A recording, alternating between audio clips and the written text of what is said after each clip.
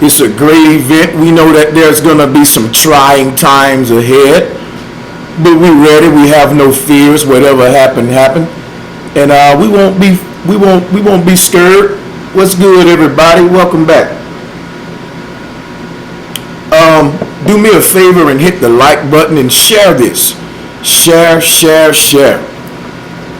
I like to have around about 20 people before I start. That way a lot of people don't miss out.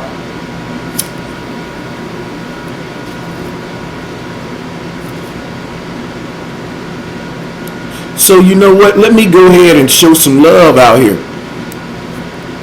What's up, X-Pac Z? My boy Ricky Bugatti in the motherfucking building. D-Rec up there in tri-state area. What's up, D-Rec? Flat Power. Cody Emerson. Bilkis 14. Sis, what's good? Elizabeth 98. Known as Blanca Panita. What's good, my sister? Retro J, I see you. We got 20 people watching. We about to start ASAP. But once I start giving these shout outs, I got to get everybody, all 20 of y'all, to be fair. Hugo Contreras, Pseudo Code, Tamika West, Jerry Bryce, Tom Phillips, my brother, Randy Taylor, Copastatic, Gaming Paradise, Mr. Roos, Reginald White, Dark Man X TV in the motherfucking building, Irene Beanie, Randy Taylor, Philip Teddy, Flat Earth Witch Bella is in the house. Shout out to her. Shout out to Rico Locious, Robert Humphrey, Flat Earthling. Make sure I didn't miss nobody. Let me go ahead and start so you know we don't waste too much of your time. I see you, Robert Humphrey, Terrence Berger, and Terrence Bithwood. Don't want to forget you, Colleen McLean and Marlon. You made it on time this time. All right, Randy Taylor, I'm about to do my thing. Steve B in the building and Empress Luke just came up in the building. All right, if y'all don't mind, I'm just going to go ahead and hop right into this thing. Okay? So we're talking about the autumn equinox that's on the way. And we all know that there's going to be not only a great celestial alignment, and this alignment was spoke of in the book of Revelation, but the book of Revelation speak of this alignment from a heliocentric, patriarchal Christian perspective, keeping in mind that all ancients acknowledged this alignment, and they all had a different myth and a different way to explain it. So the book of Revelation is no different. It's just the mystery Babylon and the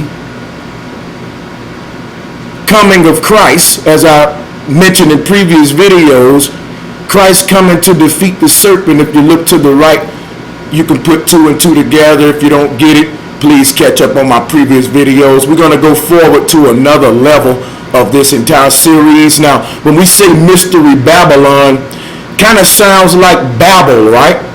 Well, yeah, the Tower of Babel, it was a tower that man built that reached to the skies, and so-called when God saw this, he got mad and tore it down. So the Tower of Babel fell.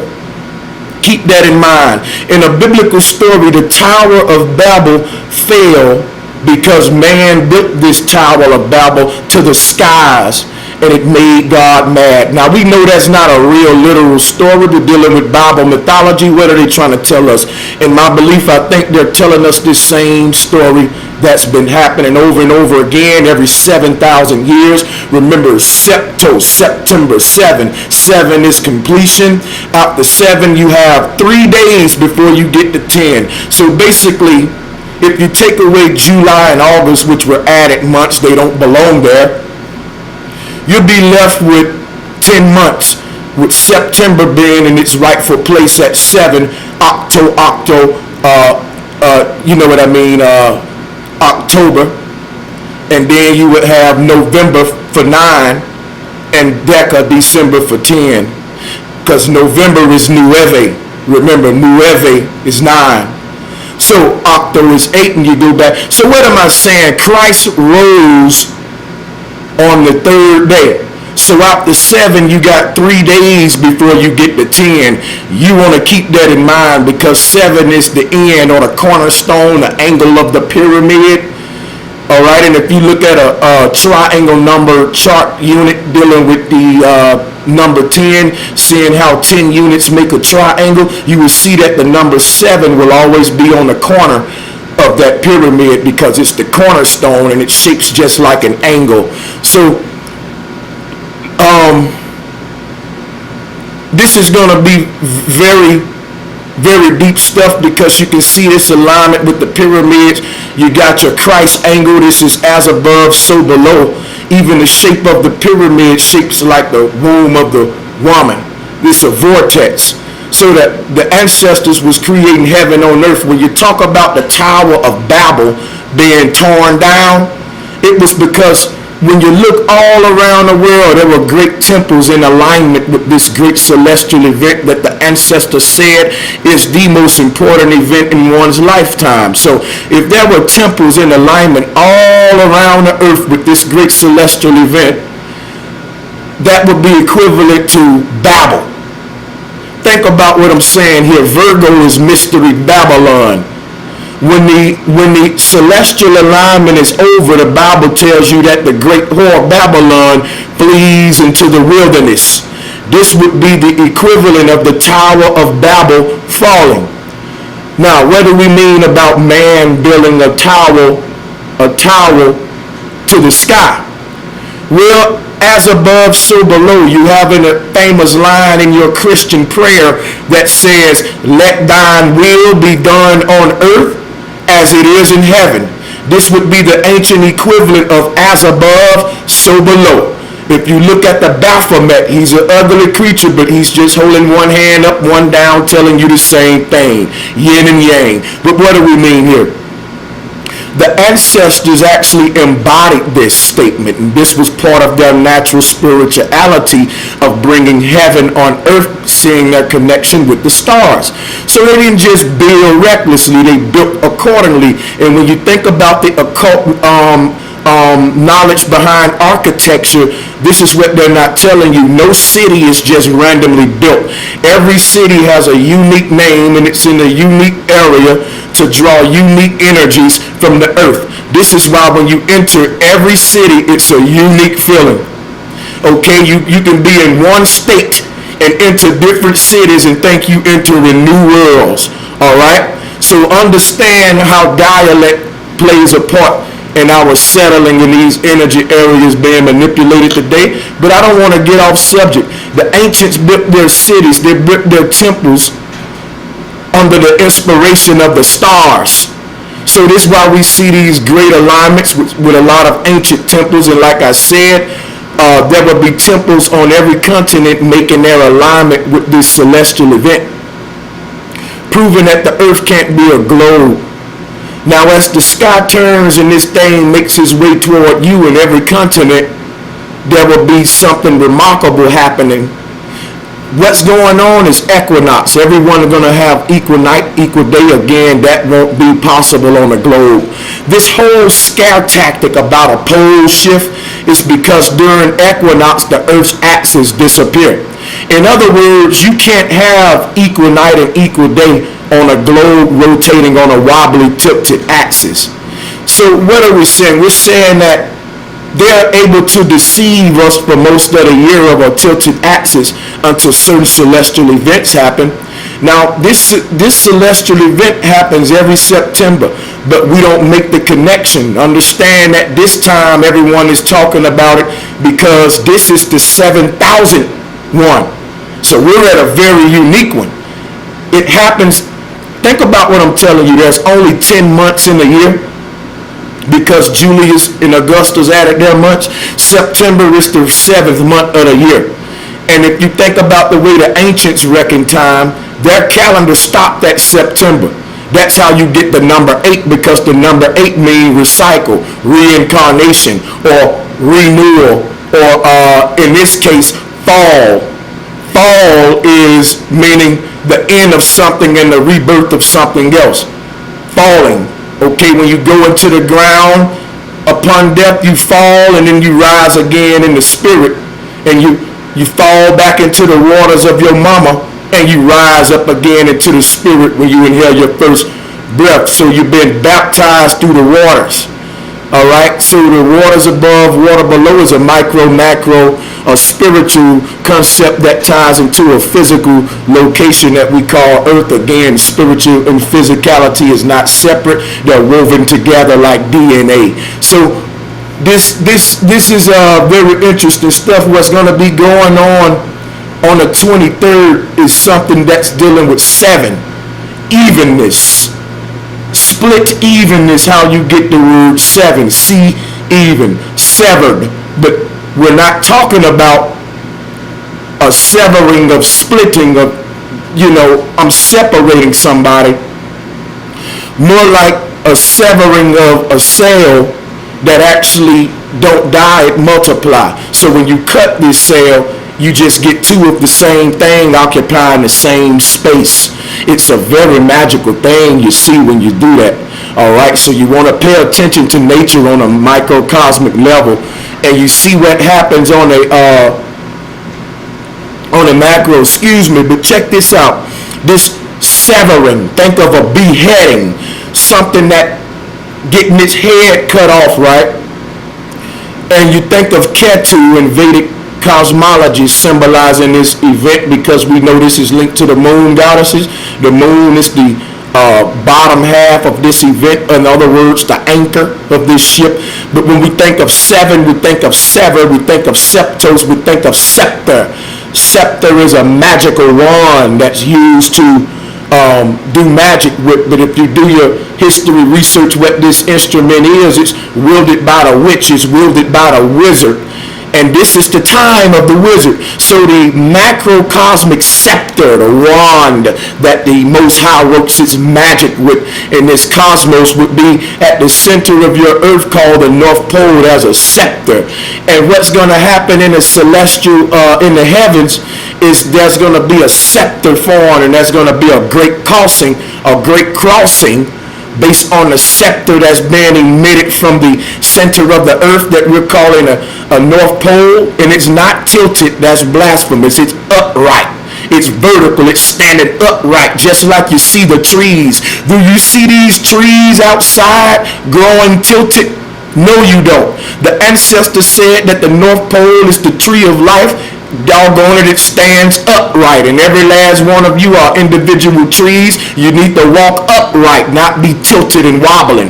That's how they had the world for the past 7,000 years. But now we're leaving that time, and now when we talk about the scepter at the center of the earth and the cross that's being made on the 23rd, I showed you in the previous video that if you're looking at the constellation of Leo there, all of the planets will be in a straight line, starting with the moon coming from Virgo's foot, going through the hands of Leo and striking the neck of the serpent. So again, when I tell you about the number 7 being complete in the book of Revelation, it was all complete when Jesus defeated the serpent, which would be Leo striking the head of Hydra here on the right.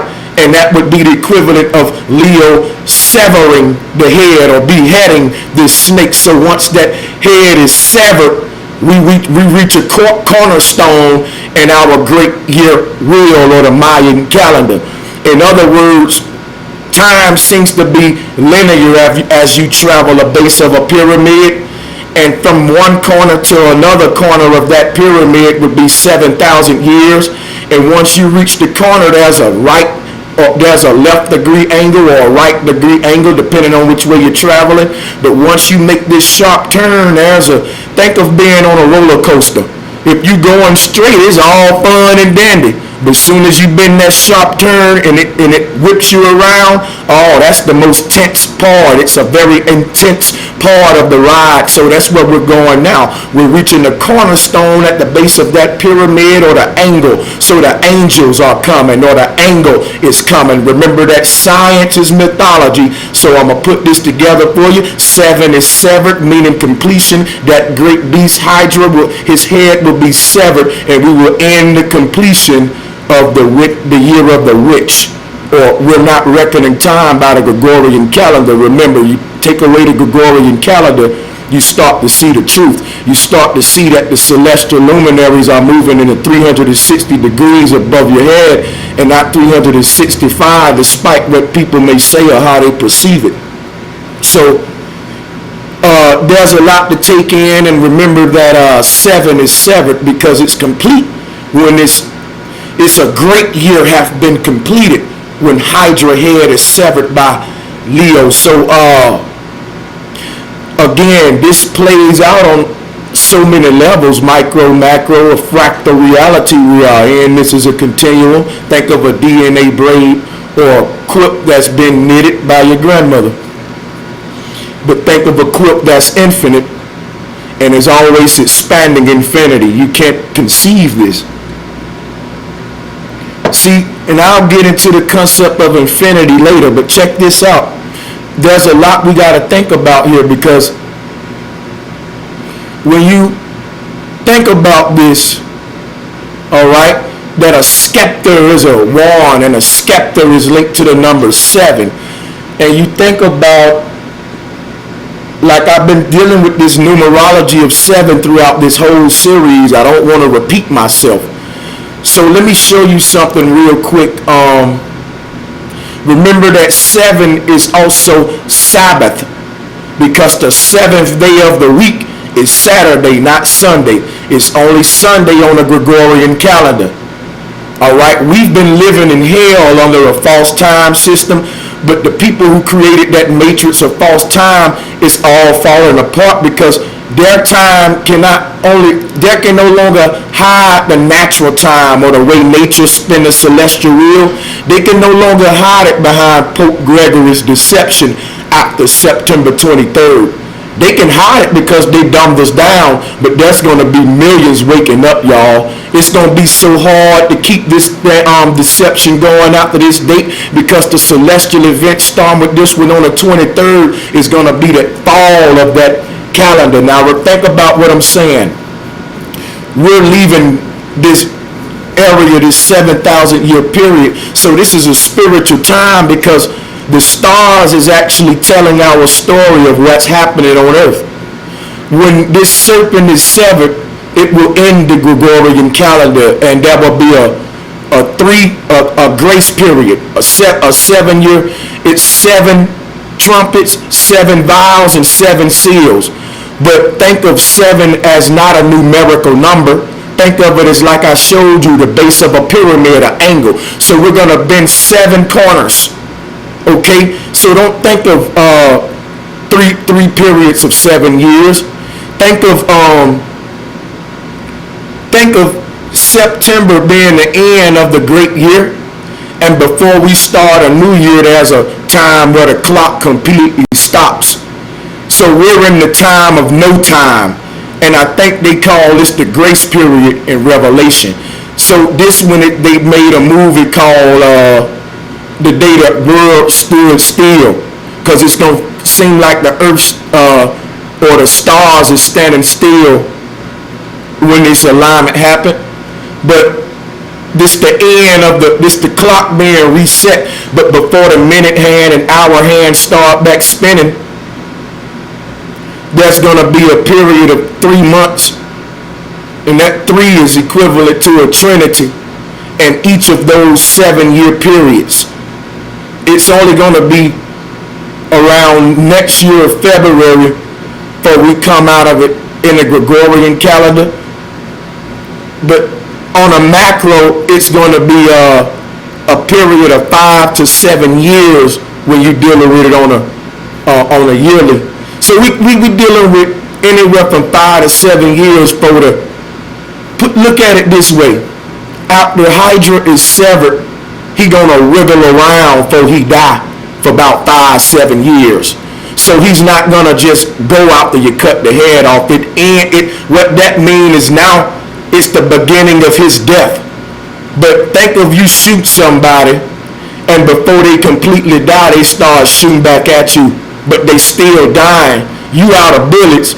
You just hoping that they go ahead and die from your bullets, okay, before they hit you. That's kind of like the best way I can explain it. So even after this completion of the 23rd, there's still a 5 to 7 year period before the birth of our new world, or what the new Jerusalem was talked about in the Bible, or in other words, the end of their new world and going right back to where we left off before there was a skip in the record. And there was no skip in the record on the Creator's behalf. We broke the covenant because we forgot about all of these alignments that the ancients going to be even speaking during this time through their temples. So we've been ignoring it based on propaganda. Every time this thing happened, they create something to distract us. And I've been thinking about Nibiru the past 7 years. So I only been aware to this deep knowledge for 2 years. That's why I said this is the great time of awakening, where they said the knowledge will be poured onto the earth. For those who have ear will hear at this time. Again, we were in the Feast of the Trumpet under the President Donald Trump. Now we're going to keep going and show you how Saturday is the real Sabbath, or what some call Sabbat or Shabbat. There was a singer that I used to love back in the day. His name was Shaba. And when you think of that with the knowledge that I know now, I understand why his name is Shaba. Shaba is Sabbath. So, Mr. Lover Man, Shaba. Let me give y'all a little laugh real quick. Hey, let me continue this. I'm glad that y'all joining me today. There's a lot we're going to go over. So hit the like button if you enjoying it. Get your friends in the building by putting it on your Twitter, putting it on your Facebook. Don't be selfish. Share the knowledge, all right? So Saturday is the Sabbath, and they show you this on your computer. Everyone have this feature on their computer where you can actually go and hover over your date and your clock, and they will give you a little calendar. And one thing that I don't think no one ever paid attention to about this little calendar they give us is that the first day of the week is Sunday, not Monday. And that the last day of the week is Saturday. Can y'all see what I'm talking about? Can I get a flat power? All right, they telling you right in your face that the 7th day of the week is really Septos, September, or Shabbat, Sabbath. All right, so you Jehovah's Witness, y'all know that the true day of the Great Mother is Saturday, or Saturn's day, because this planet Saturn look like the yin yang. It's a circle and it's split equally, and it means balance. Saturn is the day of the week that ends the day, because Nut is the deity in relation to this deity. She's at the end of the cosmos. She's the arch, but there is no end. This is only a spiritual concept.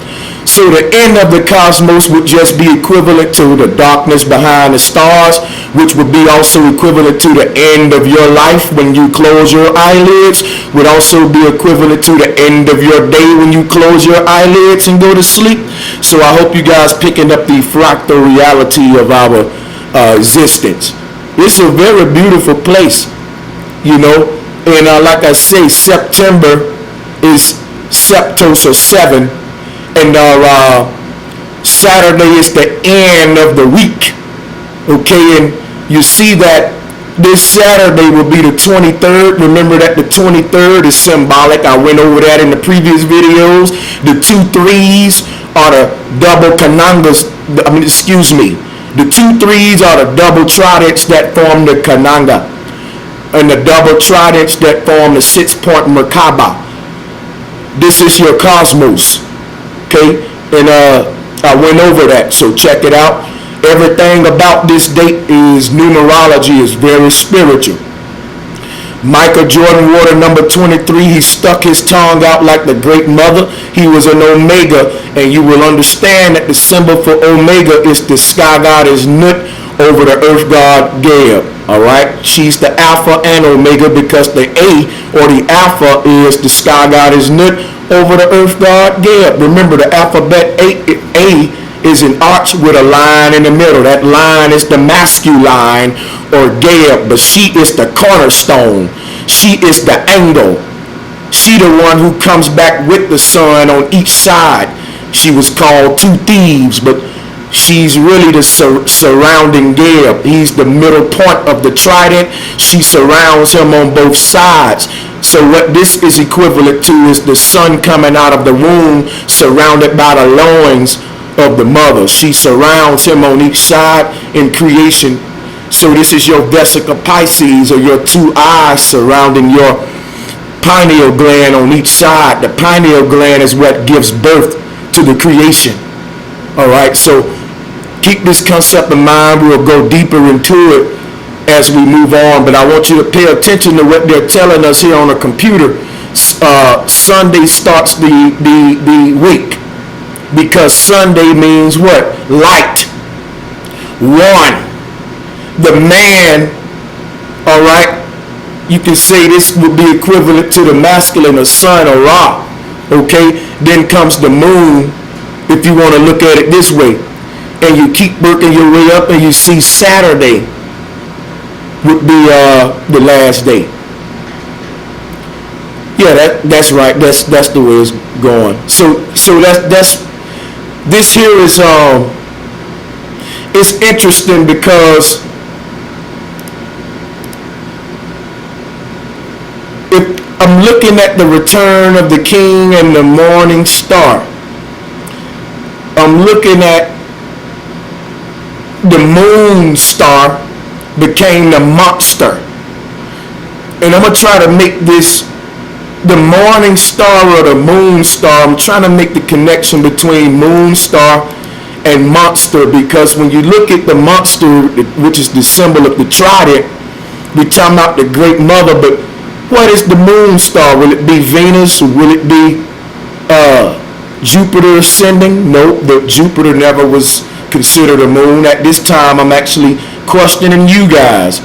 So even though I'm not looking at the chat, when I open up my panel here later, we want to talk about that, because that's interesting. But let me not get off track. I only opened this calendar to show you that Sabbath ends according to them on here. Saturday is the last day. Sunday is Sunday, Moon Day, Monday. Saturday is Sabbath day, the day of completion or ending. Now, that's the equivalent of the scepter, or the cornerstone, the base of the pyramid, where you got to bend the corner. Then we start linear again, but it's going to take us a period of 5 to 7 years to complete a full turn. You ain't just bending the corner of the pyramid. We dealing with celestial time, but I'm telling it to you using a pyramid. So don't get it confused. When you sync this up to celestial time, us bending the corner of that pyramid will take about 5 to 7 years. And you will see that on the witch's wheel, or the Mayan calendar, which is the equivalent of that, which is the Dogon Kananga, is another form of the Mayan calendar. I showed you that in the previous videos. Everyone was saying the same thing, all right? It's just us today who are being deceived, so that the people who are now in charge during this 7,000th time, because what's going to happen on the 23rd hasn't happened in 7,000 years. It happens every year in the 7th month of September. And then we go on a period of up until December, where the new year started December. So from September to December is really time being reset, but they're not telling us this. Every year this alignment happens, but what make this one different than all of the ones prior to 7,000 years ago, before this one was the last time it happened, was what I just told you. So even though this alignment happens every year, it's not that it always falls under these circumstances, where we get these particular. In other words, what I'm trying to say is this: every year in September there's an equinox, and during this equinox, there's let me make sure I'm explaining this right. Don't want to confuse y'all. So every year in September there's an equinox, meaning equinox, equal night, equal day. I hope I'm getting this right. Let me go back to my sources. So again, equinox is equal night. This happens at the equator because the sun is positioned above the equator, and at this time of the year, day and night are equal in length at the equator. This also happens at the spring equinox. The autumn equinox is sometimes referred to as the fall equinox. Fall means leaf fall, so together the fall equinox means leaf fall, equal night and day. This is the start of the dark half of the astrological year when the sun enters the sign of the scales, Libra, but there is a drift over the millennia, and at Ireland's latitude, the equal day and night happens up to 4 days later than the astrology timing. So let me show y'all where I'm getting this from so you can read along with me and kind of get a visual here. We're going to actually read a little bit because I'm getting too many brain farts, but flat power. So as you look at this chart, you can get a visual of what's going on here. If you also look at, they got the symbol of Omega next to the 3 there. If you look at that Druid's calendar, you can see the symbol of Omega that I just showed you there. So keep that in mind, and now I'm going to keep on reading here while you look at the Druid's calendar. And the famous Egyptian priests built their great sphinx to point directly toward the rising sun on this equal day and night every year. So, okay, that's giving me a little bit more clarification there. So, the sphinx every year is pointing directly toward the rising sun on this equal night and day, or this equinox. So this equinox happens every year. The sphinx point toward the rising sun every year. But every 7,000 years is when the actual Nibiru concept come into play. And there's a galactic alignment, for lack of better words, or a great celestial year where everyone participates, for lack of better words. So you got an autumn equinox coming up, and you got a planetary alignments coming up. Now, someone who's studying this with me, I'm a very humble teacher. I'm a teacher that's also a student. So I'm looking for people to help me out with this because I'm very thorough when I teach, but sometimes I can be off. Not all the time, but yeah, I'm always accepting correction because we're going to figure it out together. But that's why I love y'all, because we on this quest, man. So check it out. I'm having problems, and I'm going to admit that, understanding exactly what's going on. I got a clear understanding, and I've been doing a good job breaking this down with the numerology, symbolism, and showing how it's going to debunk the globe. But I'm still trying to grasp to y'all, my brothers and sisters, help me out because we studying this together. All right, and when I open up the panel, I'm gonna start doing this. We're gonna be doing it all together. So I'm gonna be letting everybody contribute to the work. And one thing about it, what I want us to think about is, what's the difference between the yearly event and the 7,000 year event? Because in my mind, I'm thinking every year this happened, like we just read with the Sphinx. But every 7,000 years, what makes it so great is the big celestial connection with all of the planets, even the second sun across the ice ring. So that's what I'm taking, because only this time are they talking about where Nibiru coming. And what they're calling Nibiru is what the ancient ancestors call Aldebaran. And that's how we get the word abracadabra, because this thing reappear and disappear every 7,000 years. And it also just reappear and appear sometime with the moon throughout the year. It's a very tricky star, and this is the Dogon dog star. This is what you call in the Nibiru is the second sun, Aldebaran, or what they call abracadabra.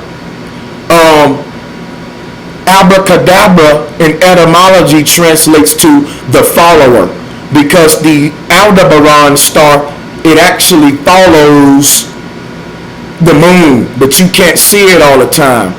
So our moon follows our sun, and Aldebaran is kind of like sent to the moon despite it being a second sun across the plane with its own moon. What is it about the sun and the moon, no matter where we go, that they have this connection, where they stay in proximity, even when you got our sun and moon on our part of the plane and another, because we're in a binary star system, and you have a second set across the ring, but these sun and moons appear to make eye contact, and that's how we see Aldebaran sometimes. But if you're looking across the ice ring at Aldebaran, and what I'm going to do here is, before we read any more, let's show you Aldebaran in the ancient world, so you can see that this is not Nibiru. This is not Nibiru. The ancients knew about this. This is how you get the Islamic flag. Remember, all of the Islam people have the moon crest with the star that some people think is Venus, and the reason we confuse that, because Venus, like I was showing you in this in this example here, Venus is what's aligned to the tomb of the great king. Venus is the V. Remember, they got all the Venus products marketed to the women. The V is the vortex. Venus is venue, or the vagina. The venue by which man and woman come onto the earth is the vagina. It's the gateway or the portal. So when you look at this in another aspect, the gateway or the portal by which we all come from that great dark room, you can look at it as, let me pull something for you. We're going to be going over this in the future, and I'm just skipping ahead. But that great portal being the great womb, this is how it was talked about. Sun and moon and black hole that eclipses them both. So if you look at this diagram, this will show you how this tie into the witches and how they celebrate. Again, this is New Year's for us witches and wizards, which is all of you who are practicing this dark hidden knowledge, who are blessed to, who are chosen to be the ones to be like Neo in the Matrix and have this great knowledge. Okay, we're all witches and wizards. Okay, this knowledge that we take in our lifetime will determine what we become when we get placed in the ground. Your corpse is a seed, and your consciousness, everything you came allowed into you, better balance out and weigh out just like the scales. So hear no evil, see no evil, speak no evil, allow into your soul. Things are going into your soul based on your senses. What you see, what you hear, determine what you think, what you smell, what you taste. This is why the government want to control all of those: food, water, knowledge, science, what you think. This is how you interact with the Most High, and whoever get in between those senses, they will create a senseless reality, because only the Creator makes sense out of it all. But again, that great portal is the pineal gland on a microcosm inside of the human. So you can see in the Celtic knot there, that looks like the recycle symbol. It's 3 spirals. You can see that this beautiful sacred geometry. In the middle, it creates a triangle, or a Venus, or a gateway, or a vagina. So this Trinity is the goddess portal. Okay? And everything in our reality is acted out in this spiritual ritual. A spiritual is a spiral ritual, or a sphere ritual. So there is no globe. The tilted axis and wobble was an illusion. We were actually under the hypnotization of the goddess who's spinning the great brew pot, or the witch at the North Pole with the scepter that's spinning the atmosphere. Okay, and she stopped spinning it, y'all. She actually stopped spinning it on the 23rd, and the earth stands still, or in a flat earther's case, the luminaries stand still, because we always knew the earth was still. They built their heaven on earth by convincing the world that the earth was spinning. It's all hypnotization, but they got you off nature's, think about it, hypnotic deals with night, because nautic is dealing with night. Okay, so hypnosis can only be done if you close your eyes. When somebody hypnotizes you, they say close your eyes. Or what they do, if they do tell you to open your eyes, they'll get you to stare at a pendulum swinging left or right, creating yin and yang. So you still see the rhythm of the duat creating the trinity. Okay? Hypnotization tells a story. You can only do it with your eyes closed, or with your eyes in a constant dance of yin yang, which is equivalent to darkness. All right, this is deep stuff. So the fact that there's going to be a new moon occurring over the 3-day period shows you how this happens on a micro. And you're looking at this 3 of Jesus coming out of the portal on the 3rd day. The tomb was open. On the 3rd day would be symbolic to 10. When you count 3 days from 7, you get to 10, and 10 is attention. So Jesus rose again on the 3rd day, meaning he stood at attention. All right, 7 days, 3 days out the Shabbat would take you to 10. Okay, because what happens is we've been deceived, thinking that after 7 we start over. In other words, we say 1, 2, 3, 4, 5, 6, 7, 8, 9, 10. We keep on counting 11, 12, 13, 14. But really it starts over after 9. But I don't want to confuse y'all. 9 is a spiral. You go back to 0 after that. Really, 9 is the number 10, or the binary code. It's the 0 sitting on top of the 1, creating a spiral. Okay, or what a lot of people call a 666 hand symbol, which is really just the spiral of life. Remember, spiritual is spiritual. You see that in the Celtic knot. At the center of this trinity is a vortex. So you think about Jesus coming out of the tomb, a baby coming out of the womb. The tomb is the womb. And on the 3rd day, which was 7 days from the Sabbath, 3 days from the Sabbath will give you 10. Attention is when Jesus rose at attention out of the tomb. So this 3-day period after the 7th, or the Sabbath, this 3-day period will be equivalent to the next 5-7 years that's going to take place after the 23rd, what they're calling the tribulation period. It's called a tribulation period because in a biblical sense it's linked to those 3 days, and tribulation and trial and tribulation is dealing with the number 3, because you're saying tribulation. Tri is trident, that's tree or 3, the tree of life. So after the tree of life is revealed on the 7th, or the Sabbath, which is September 23, the clock will be reset, but before the hands start moving again, it's going to be a 5 to 7 year period. Not meaning that the stars ain't going to be moving for 5 to 7 years, just meaning that before we get out of this paradigm and the influence of the Gregorian calendar fully go away, it's going to be that time. So we're dealing with a spiritual interpretation of the heavens, showing how it's going to affect us. But the heavens are not affecting us per se. They've been doing the same thing for eons. It's just that we're being affected based on us interpreting different ways over time. So in the earliest interpretations of these celestial alignments, it was beautiful interpretations that showed you your place in it all, and it made humanity move higher in our, let's just say, evolution. I hate that word, but we'll use it just so I can move on.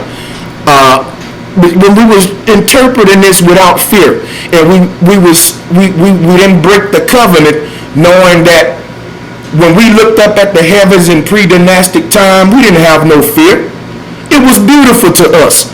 We built temples and we waited on this event. We was witches. We understood that this time was to do certain rituals. And remember, the word ritual is in spiritual. Remember, when you say spiritual, in order for you to be spiritual, you got to be doing rituals. You got to be a witch. So anybody that's saying they spiritual and all they doing is believing in indoctrination, they're not spiritual. They're just religious. And remember, religious is nothing you want to be. When you go and research what religion translates to, or religio, you can go and do your etymology and everything on that. Is not good. So, to be spiritual is to engage in the rituals of the spiral movement of the stars.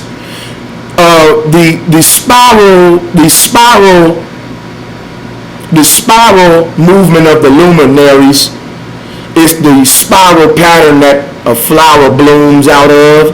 It's the spiral pattern that a baby comes out of in a fetus. The first position you assume when you come into conception is a spiral-like position. We call it a fetus position, and you're spiraled up, coiled up like a roly-poly inside of your mama fetus, because you're not ready to stand at attention yet. When you come out of the womb and you start taking your first steps, now you're resurrected. Now you're rising in consciousness. You're coming out of Babylon, or the babbling language of the baby. So this time system acts out as a continuum, but you can be thrown off when you start trying to sync these events to days on a Gregorian calendar. Now, how you can see the truth in the spiral part of all of this is that 9 represents the spiral, and even on the Gregorian calendar, Septos is the 9th month. So you can't escape this. No matter what they add, they can create the illusion by misinterpreting the meaning of the stars, but they can't hide the numerology, because the numerology come from nu or nut. The number's gonna always come out right.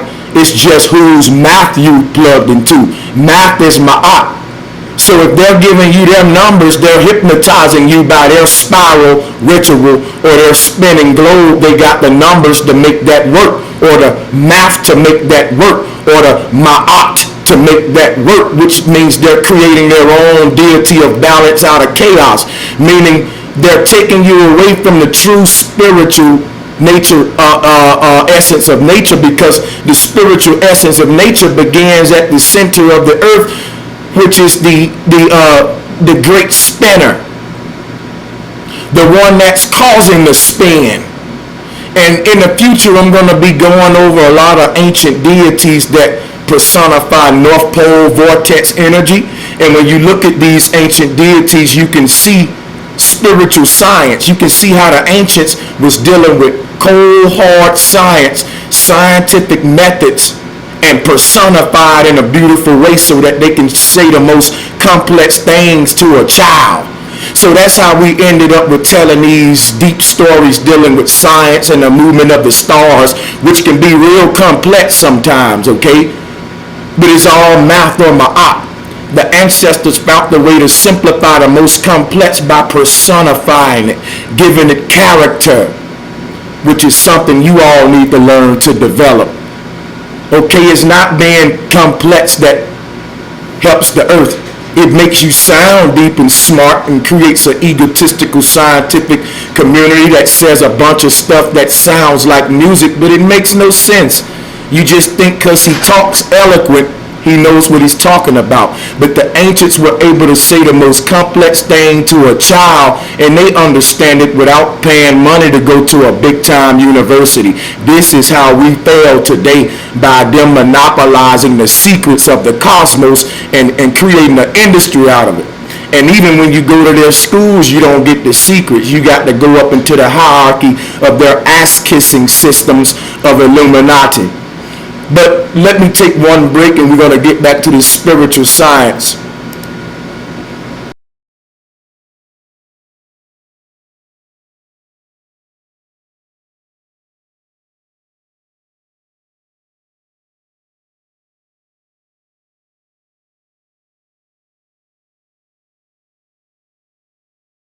So basically, what I want to point out is that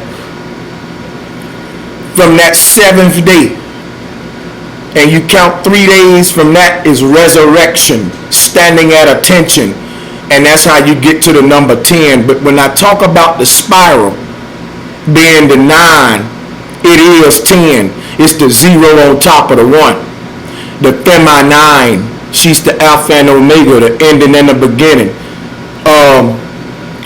This is why it's the ending of one thing and the beginning of a new thing. This is what's called infinity. When you look at the symbol, the two parts of infinity, think about the number 8, which is the symbol of infinity.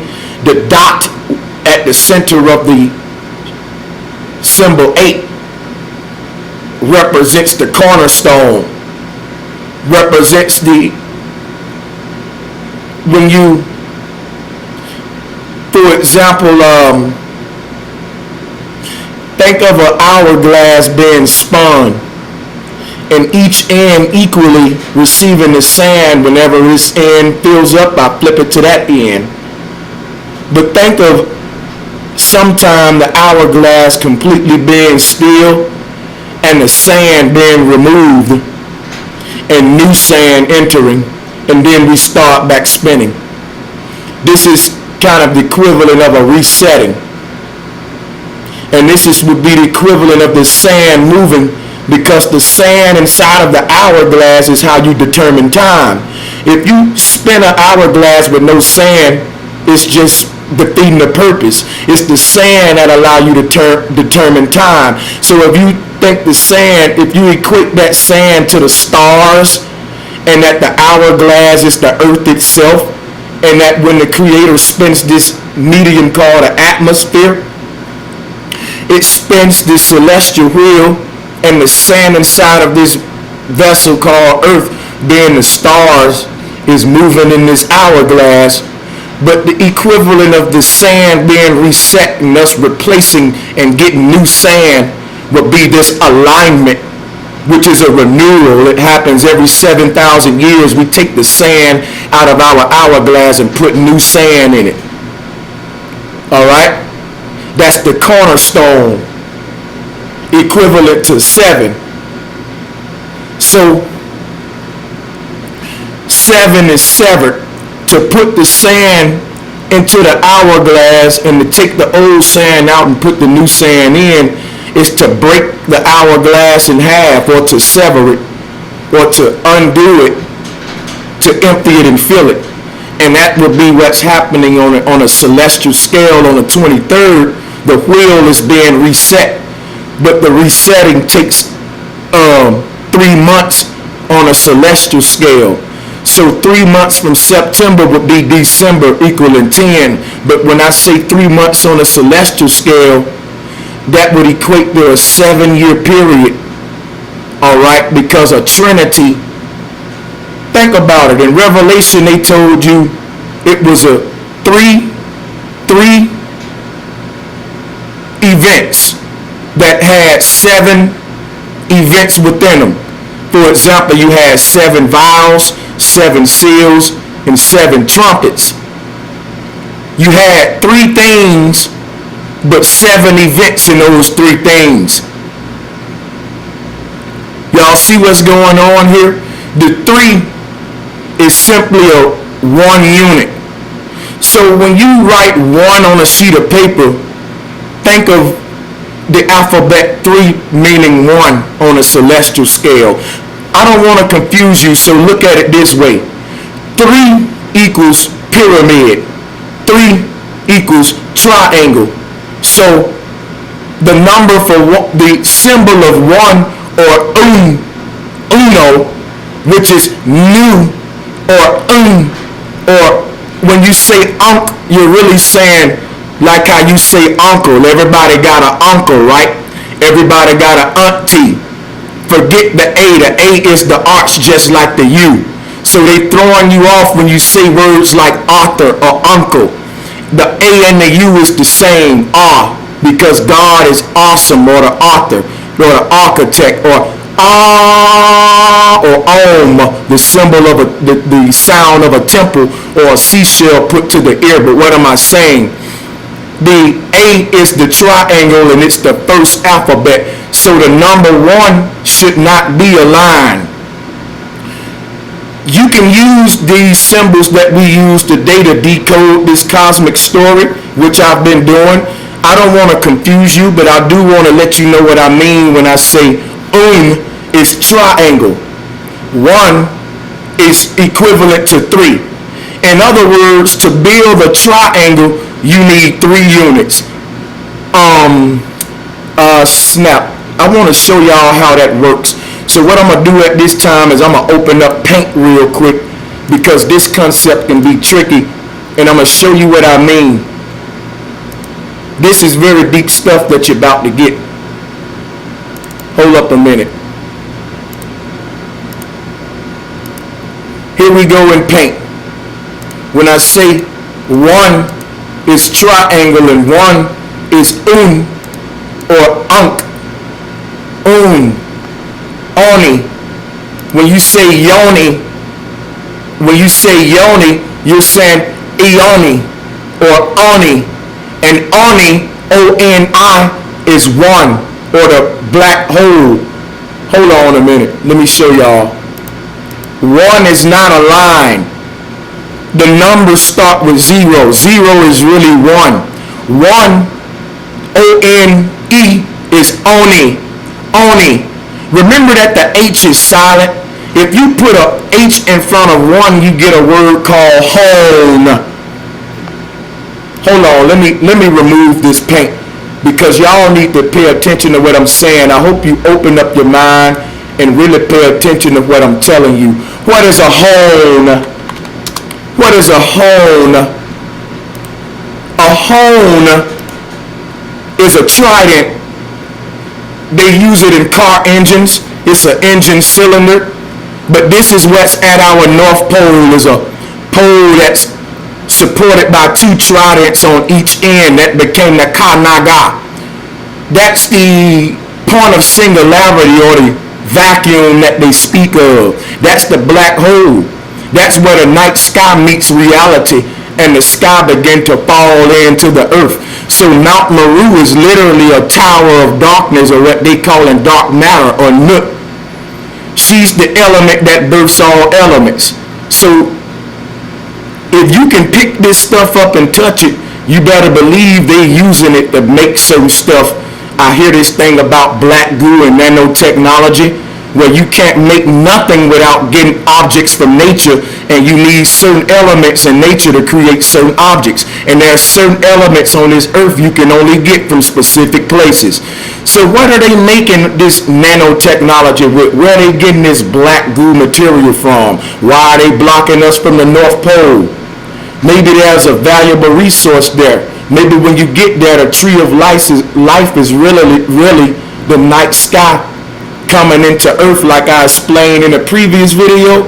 If you stir up water in a cup, you create a cyclone in the middle.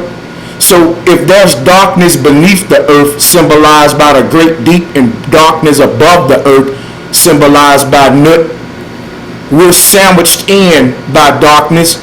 And there's a hole in the earth where darkness splits the center like a stalk of a pineapple, like this pole splitting this hole right here. Okay? And each side of this hole would be sun and moon, and the middle point would be black hole or North Pole. The pole is the hole, or the pole is the point. Alright? And the pole is the point, and all compasses point to the pole. This is deep stuff, y'all. So this is called a hone. And again, when we talk about the number 1, 1 means oni or yoni, because this hone is actually the center of the earth, and the center is the vagina, the vortex, the trident. So let's go back over to, remember what I showed you, the Celtic knot had the triangle at the middle looking like the recycle symbol? That's the equivalent of the home. So when I say that the 3 is the 1, the 3 would be equivalent to 1. Let's go back to paint, and I'm going to show you what I mean. 0 is 1. Today when you say 1, you think of a line. That's because they hypnotize us. They fooled you. 1 is not a line. 0 is the first number. It's what gives birth to all the numbers. So when you see the goddess shooting her archbow, that's the 0 that's coming before the 1. She's the point of singularity. She's how that arrow can fly. She creates the tension with her magnetism.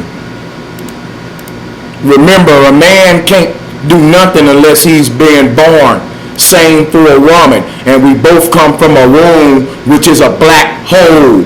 The earth has one at its center. So 0 is the first number, represented by the point of singularity, the alpha and omega, because it encompasses the whole cosmos. It's the egg that encloses Nut and fills him up on the inside. I went over this yesterday. So now, what do I mean by oni? 1 being honey. Honey is linked to what we call women. You say, hey there, honey. You don't call a man your honey. You call a woman honey. And the word honey is oni or honey or yoni. Oni. Alright? And uno or uni. And it's symbolized by a black hole, not a 1. 1 is oni. They made you pronounce a W. There's no W there. When you follow their pronunciation rules, they trap you in their language system. When you start looking at stuff and saying it for what it is at face value, it's called stripping things to the naked truth. They got a rule system where they tell you how to pronounce the symbol. But what about people all around the earth? We don't all speak the same with the same tongue. So they don't follow the rule system that they give us, and they're able to see the truth behind the English language deception. There is no 1. Where is the W on the doggone word? It's on, or or oni, alright, or hone. And I hope this is clear. So the first unit is not no line called 1. The first unit is oni or which is the great mother, symbolized by a simple dot. And that's where X marks the spot. Remember, when the worlds intersect, meaning that goddess portal, you get this dot. You can't make an X without making a dot. Because let me show you something. We'll go back to I want you to see how this works. When you take a pencil and you start making an X, the first thing you do is make a dot first. You can't do nothing without creating a dot first. That's the event. When you say event, the first 3 words is Eve, dealing with the goddess. So that's the energy we're going into, the witch's new year. But let me show you how it ties into new, or 1, or oni. When you make an X, which is the X chromosome, X marks the spot. The earth is just a big X chromosome, or a tree of life. Remember that the X chromosome is DNA itself, because when you stack a bunch of X's together, that's exactly what you get. You get a knitting or a weaving or a thread, which is the bread, daily bread, which is the daily thread, which is the weaving or the knitting or the knitting, which is a feminine concept of wiggling like a snake. That's Hydra being severed. When Hydra is severed, there's a splitting and a resetting of the DNA. What happens when you split the head off of a worm? Certain reptiles grow that head back. This is how you get the Ouroboros of the serpent keep chasing its tail. The head that follows the tail is the headless horseman. Remember that the headless horseman comes around during Halloween time. This is the time where the great serpent's head is severed. So during this time, and let me move this, Hydra's head will be severed, seven, complete, the septos. The headless horseman swinging the sword or the scepter. All right, the sword is the S word. Remember that. Sword is S word, which is the serpent or the shh, silence, the secret. Okay? And the secret is revealed during this time, and that's how you get the end book of the Bible called Revelation or Revelation, because when this head is severed during this autumn time, this harvest end of this fall time, where we going into October, meaning the DNA, the number 8 is octo, and it's DNA, the infinity symbol. It's when the head is severed. I'm trying to make this simple as possible. So all of this mythology talk with the headless horseman, and when does the headless horseman appear? During this time, the end of September, beginning and toward the end of October, beginning of November, all the way through December. You're in the time of the headless horseman, or the time of the pumpkin jack-o'-lantern. Remember that the jack in the box pops out the center of the box. The box is the 360, where it pops out the center when you spin. Remember, you got to wind him up. You got to wind his box up, and you wind it up, and it takes 7,000 years for Jack to pop out. He pops out as the headless horseman. Even when you look at the restaurant Jack in the Box, they symbol is a man in the suit without a head, and that symbolizes a big, like, new moon ball. But we'll get into that, because when you look at their symbol, it's the cube, the Saturn's cube. So that Saturn's cube in the Middle East is the worship of the great womb, which resets the clock, which resets the human in between lifetimes. You come in and out of here through the womb. It's the reset button, the motherboard switch, the kill switch. So I'm getting all over the place. I'm talking about universe. One being this is how this works. The point of singularity is the dot. It's the alpha and omega for these reasons I'm showing you now.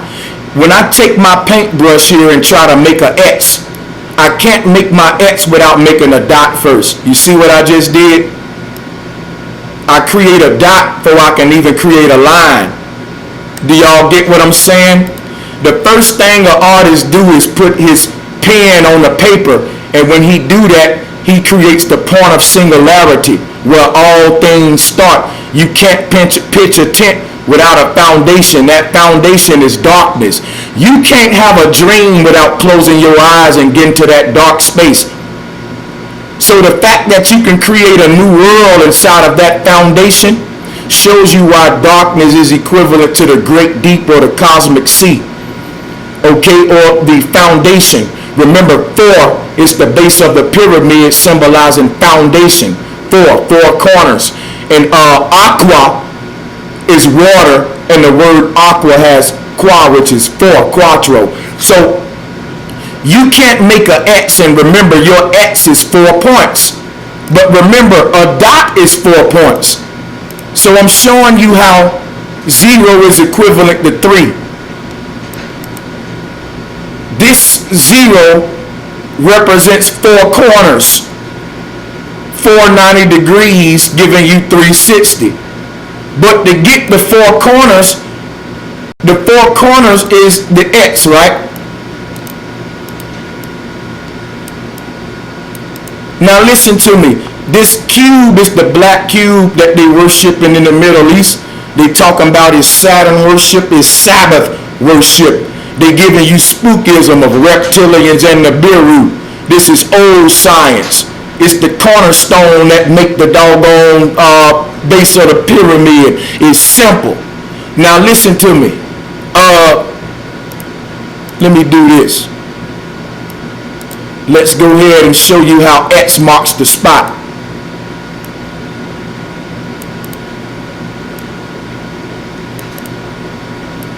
Thank y'all for being patient.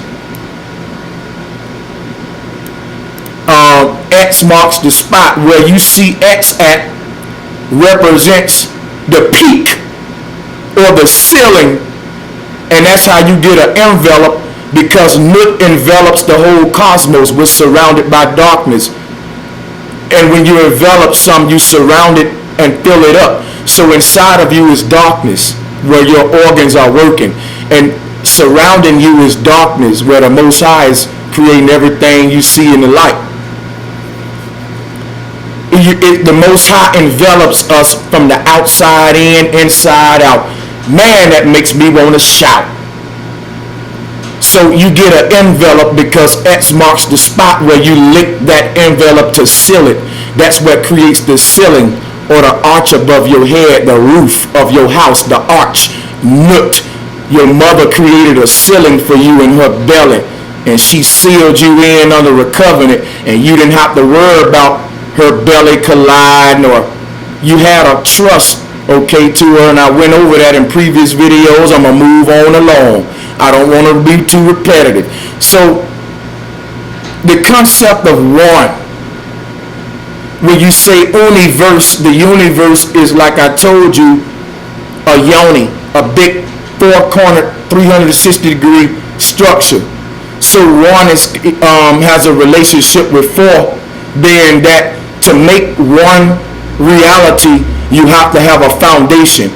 To do anything, you have to have a foundation for any single event. So we're not looking at numbers as numerical digits. We're looking at them as cosmological formulas and actions we take. And this is how you tie in the concept of an amount. They tell you every number is an amount, but the word mount is there, dealing with a mountain or a pyramid, because every number in the numerical structure is a formula that creates the sacred geometry of our cosmos, or our pyramid, or our pyramidal plane. Okay, when you say pirate, you're saying parati, like karate. Pirate is adopted that name from his ability to read the stars and navigate the seas. He understood the concept of pirating, or parati, which is another field of study, pirating. It gets to be real deep navigating the seas with the stars when you go in the ancient day, because the wheel of the ship is just like the Mayan calendar, the great wheel. So the ship, so basically I'm getting all off subject, and I put up paint to teach you about the concept of one, or only, and how it relates to the Trinity, because the triangle or the pyramid is can only be made with 3 units, but it starts at 1. So in other words, every stroke of the artist reveals a different view of the cosmos, and from every stroke of the brush is revealing the end all being all. In other words, where the DNA is intersecting is the alpha and omega. Everything in between is us, the yoni, the life. So in order for me to create an X, and remember that X is life, it's X chromosome, X is hourglass, X is envelope, X is us looking at the pyramid from a helicopter, because that's our God view. So as we attempt to write an X, the first thing we have to do is write a dot. Then we draw a stroke. That is equivalent to showing you how the first number is 0 before you get the 1. You cannot make a 1 without making a dot first. Because in order for you to draw a line, you first got to make a dot. You first got to make a dot. That's called a stroke or a strike. So in Genesis, when they say that the darkness spoke and it said, "Let there be light," think of you being in a dark room striking a match. That darkness speaking It's the most subtle as a sound. You can't hear it if you're really not listening with your soul. So in order for you to hear the Most High, you got to close your eyes and be quiet in meditation and go back to that silent voice that spoke the light on, or that artist that made the first strike and painted our reality. If you think of an artist looking at a two-dimensional canvas, he paints a three-dimensional world on it. And if you think of the creator looking down upon the cosmos, it's the same thing. But the first stroke that created the art on the canvas was the point of singularity, equivalent to the North Pole. It's the end-all, be-all, and it's a continuum. So in order for you to make the X, you first got to start with the point, all right? And then you come there, and then you get the X. But what is the X telling you? The X is telling you that what supports the whole symbol is what started the symbol. Remember, X marks the spot. You started from a dot to make the first stroke. You started from another dot to make the second stroke. And by you doing that, you created a third dot in the middle, marking the spot where the tension resides, or the tip of the pyramid. The zenith, Zan is 10. So it's the Alpha and Omega. You can't even make the pyramid without starting from her, which is the point of singularity. And even when you finish the structure, what supports it is the center, which is the same thing that birthed it. In other words, you was hooked to your mother's umbilical cord to come into this reality. And that umbilical cord was hooked to the center of your belly, which is a spiral or an X. If you spin an X, it becomes a spiral. And that's what your belly button was hooked to your mother's North Pole at the center of your body. There's nothing on your body that's more centered than your belly button. It's at the direct center of your body, because the center is equivalent to the life giver and life sustainer. So this is very spiritual science. We built like the cosmos, and everything we do acts out in this dance. So let me take one break, and I'll be right back with you.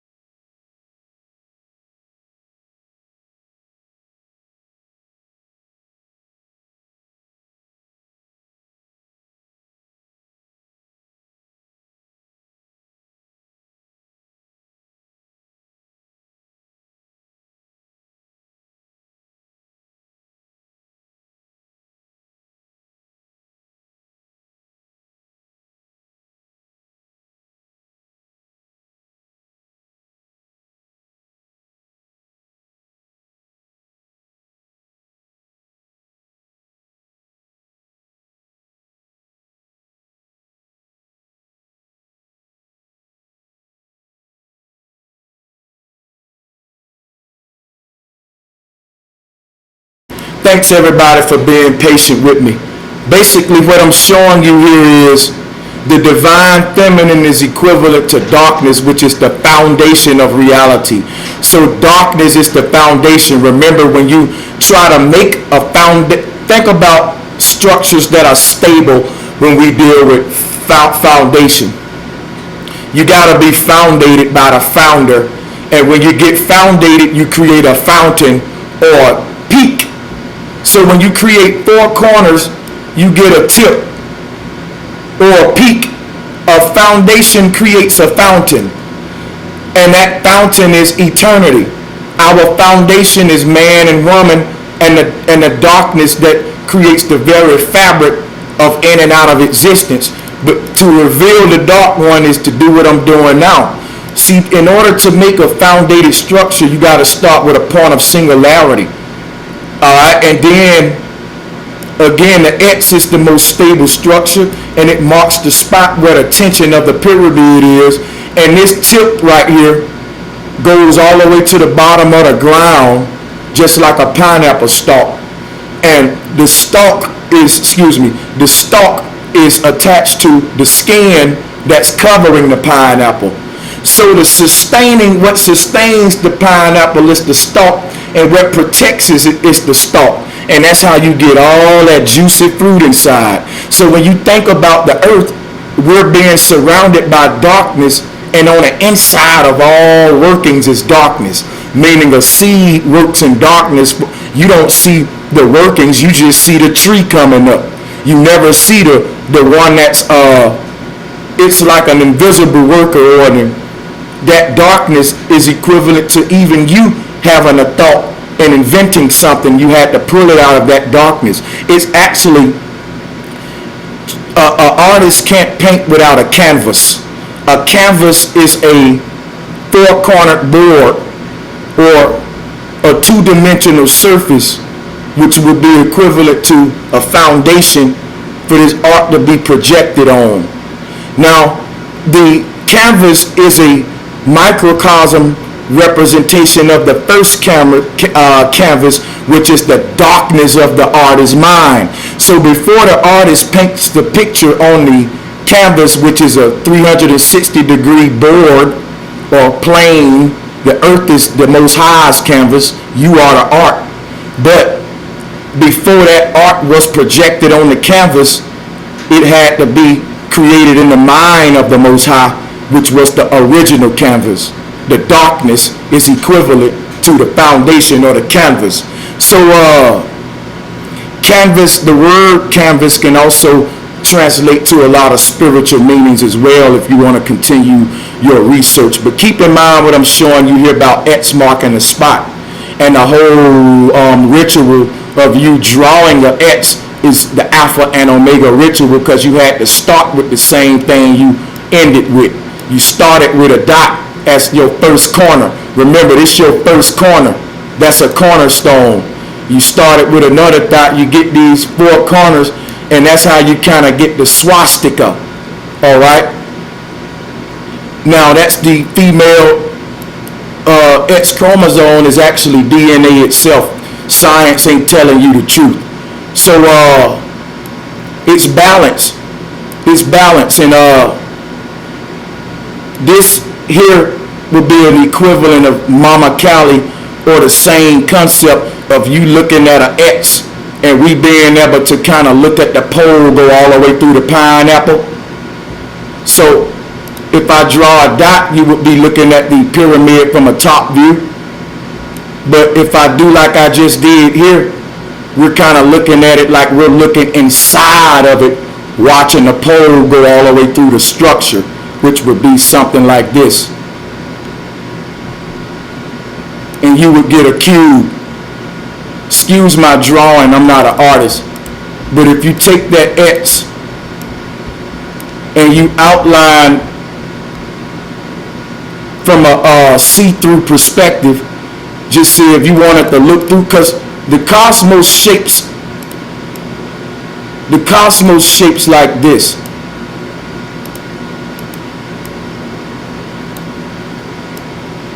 We're inside of like a diamond pyramid. Now when you think of the pyramids,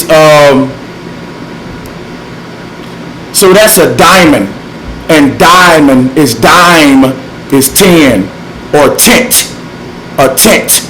But remember, everything is as above, so below. So if you got a pyramid above, you got to do this and have one polarity in order to see the truth. You got to. You have to. And this is why in Egypt, up underneath all the pyramids is a hollow pyramid that forms a cone bowl. But they don't tell you about that either.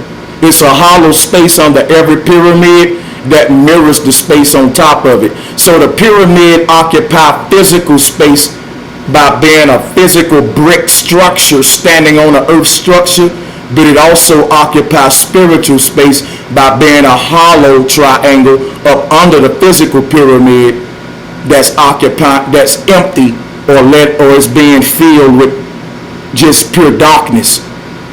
You see, So the pyramid is really a diamond. You can't see the inverted part under the ground. And up under every pyramid is another pyramid that's hollow. So they telling you yin and yang. Remember that the yin and yang is one black serpent, one white serpent split by a serpent. One white fish, one black fish split by a serpent. Earth is one bowl at the top, one bowl at the bottom, split by a plane.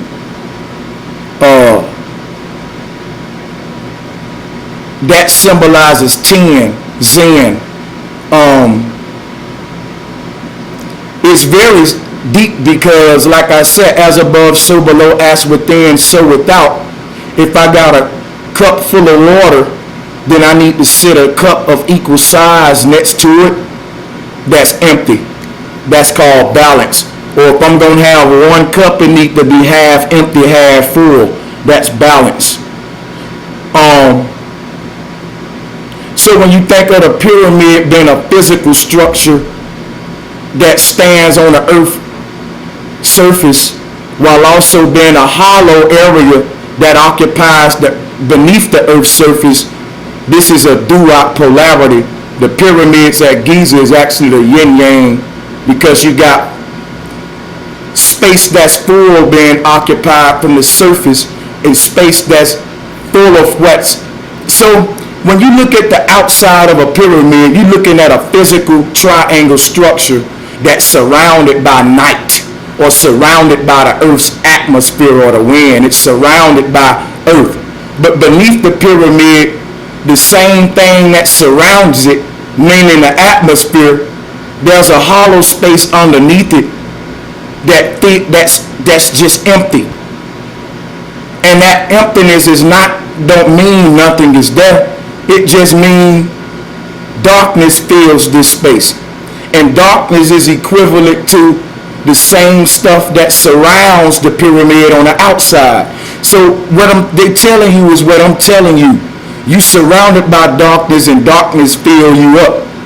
So the darkness surround the pyramid at Giza when you're looking at them outside, but the darkness also fills up the pyramid when you go inside it.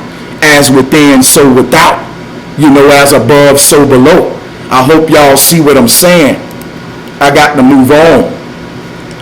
So let me cut the fan up a minute. It's getting a little heated up in here. Flat power.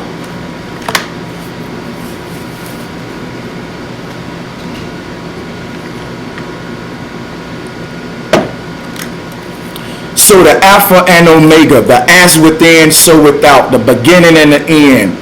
The darkness that you come from is the darkness you go back to, and we're sandwiched in between the Great Mother. That darkness is simply the womb, or the or the Oni, which means one. Okay? So it's the point of singularity by which all things start and begin to spiral themselves into existence. But what I mean about one being equivalent to triangle is, now let's crank it up a notch. Remember that a triangle is a pyramid. A birthday hat is a pyramid, or a cone. It don't got to have a square base. It can have a circular base.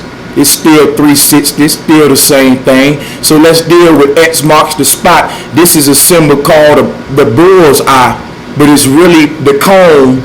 This is why you wear a birthday hat. All right, and X marks the spot. When you put a birthday hat on top of your head, the tip of that birthday hat points directly at your pineal gland if you're wearing the hat right. I'm not talking about if you got it tilted and leaning all crazy.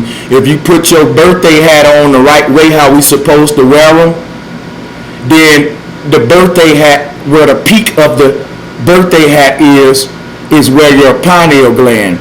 That would be equivalent to Venus aligning itself with the tomb of the pyramid here. And the pyramid again is your birthday hat. The earth's the surface of the earth would be Gaia, the child, meaning you being born. This is what you do during your birthday ritual. I keep telling you, everything we do is ritual. So everything we do is celestial science. And Geb is the baby, the yolk inside of the egg. And when you're doing the birthday with the cone on your head, it's this celestial event, like you can see the tomb of the Pharaoh aligned with Venus or the vagina, because that was your birthday, remember? You was born on that day, Jesus rising again. So you put that hat on your head that's shaped like a cone, and the tip points to your pineal gland, which is the seat of your soul, or the black hole that's inside of you that you came from when you was born, was the black hole from between your mama's leg. So when you have a birthday, your cap points to the black hole that you go back to. This world outside of us exists within us, and we tap into it by accessing the third eye, the pineal gland. It's the third eye because if you have an eye right here and an eye right here, your third eye will be the result of what you see through both eyes, which will reside at the top, balancing them both, and it's hidden behind your forehead. It's the hidden one. Everything about this is occultic or hidden, and it's a continuum of hidden knowledge, secretive knowledge. This is why when you say to tell a secret, you put your index finger in the middle of your lips and you say shh, shh, shh. It's the equivalent of the light being spoken into existence. Shh. It's the equivalent of the wind that blows. Shh. It's the equivalent of you putting a seashell to your ear, listening to the waves come in and out.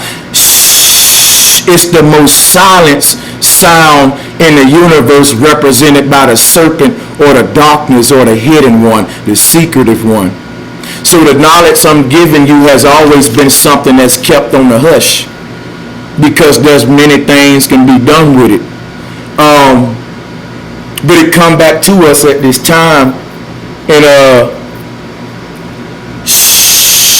is also the hissing of the serpent. You can't make this sound without the S, which is the spiral, the vortex. All right, the serpent wrapped around a pole. That serpent wrapped around a pole is also equivalent to Hydra being aligned to the rod of Leo and Virgo. The planetary alignment, or that staff that the lion holds, would be the serpent wrapped around the pole. So let me get into this, because I'm going to get into some stuff with you deep here in a minute that's dealing with Leo the lion, the star called Regulus, because that's where he swung the pole from. That regulates, he regulate. Have you ever seen a logo with a lion carrying a rod? I think they do that at Regal Cinemas. They got the lion logo and he got a staff in his hand. They giving you this whole celestial event of the lion holding that rod, which is the planetary alignment going through the hands of Leo. And the star in between the lion's arm is Regulus. Remember, Regulus is regulate. To regulate is to make something regular or balance it out. And that's where we get the word regal from. And you know that someone who's regal is in authority.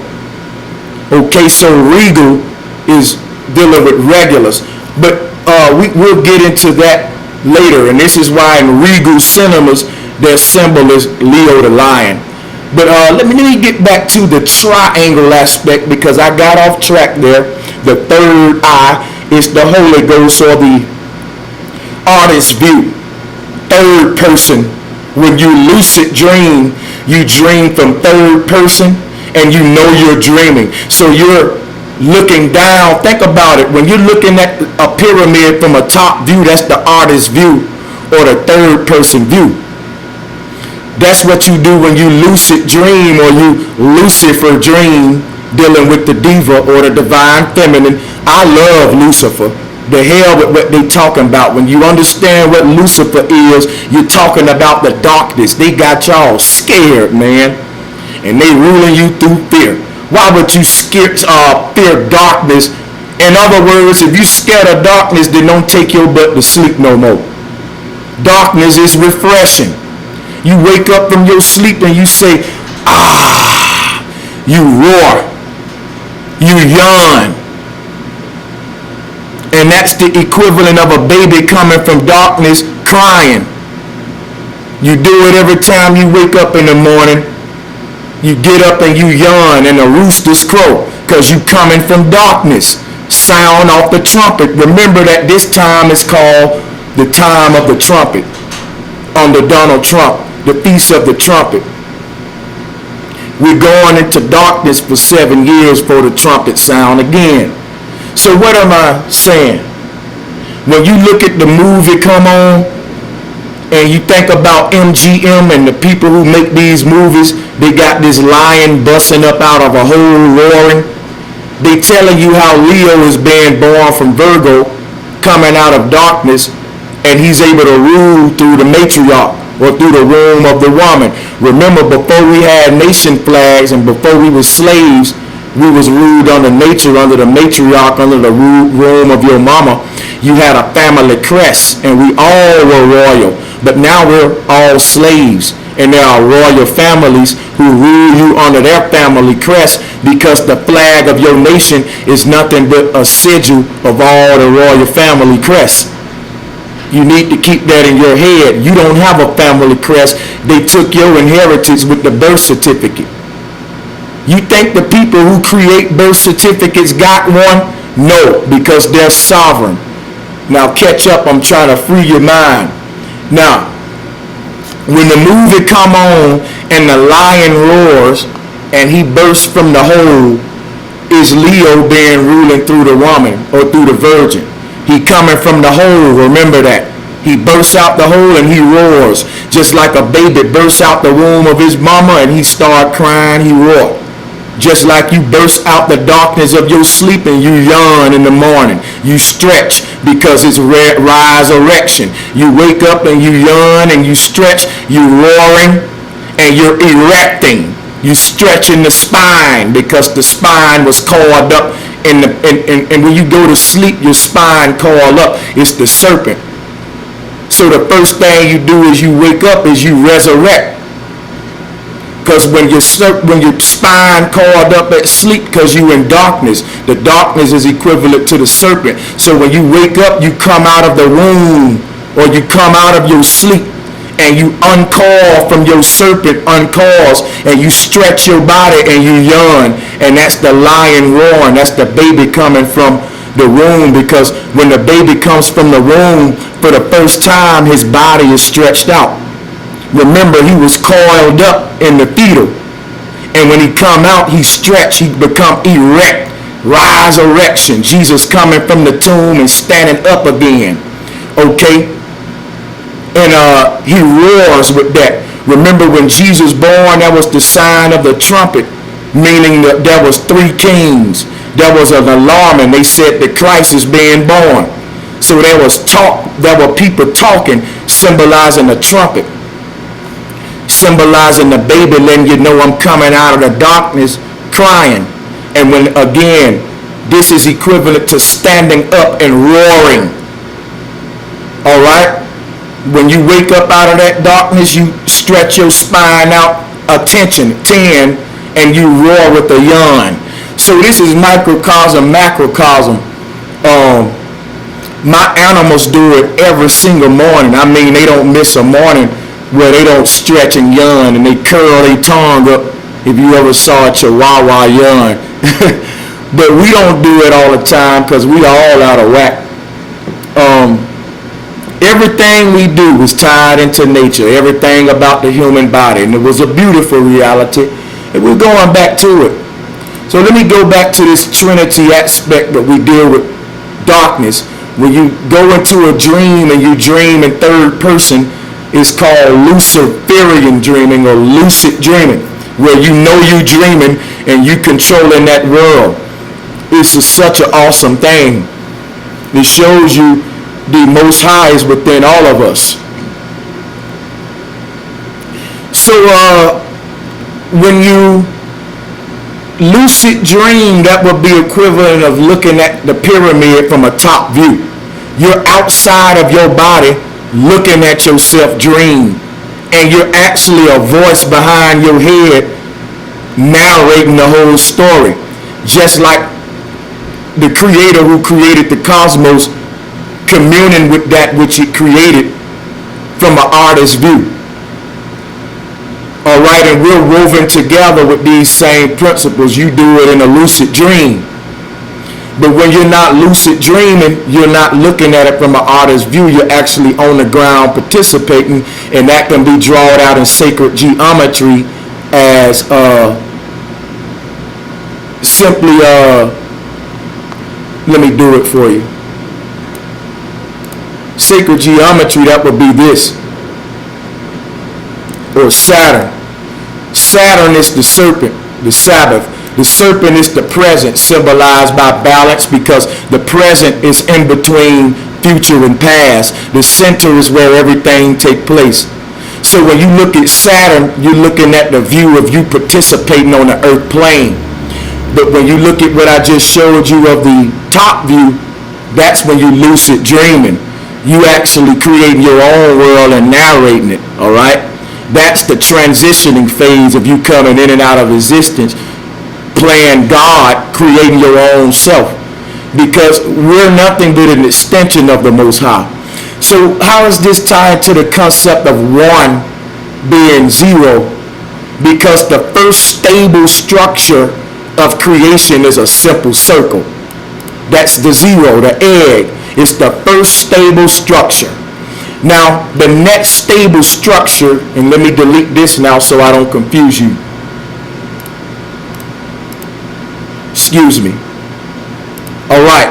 So the first stable structure, excuse me. Hold on. We didn't mean to go to red. Let's do that. Moving it up, and then we're going to crank it back up. So the first stable structure you can make is simply a dot, a point, man, all right? A decimal. It's stable. A point of singularity, all right? And the next thing you would be able to make with dos, or two being dos, notice that two is a verb. Two is do, dos. Because from this point, this is a linear aspect. It's stable, but it's not protected. It's missing something. When we go from 0 to 1, and let me not confuse you, we're dealing with sacred geometry.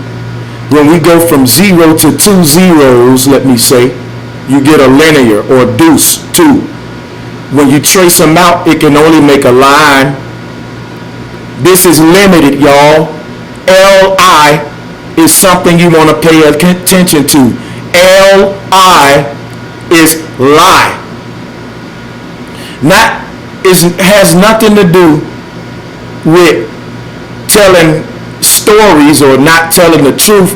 It has something to do with lying on the ground.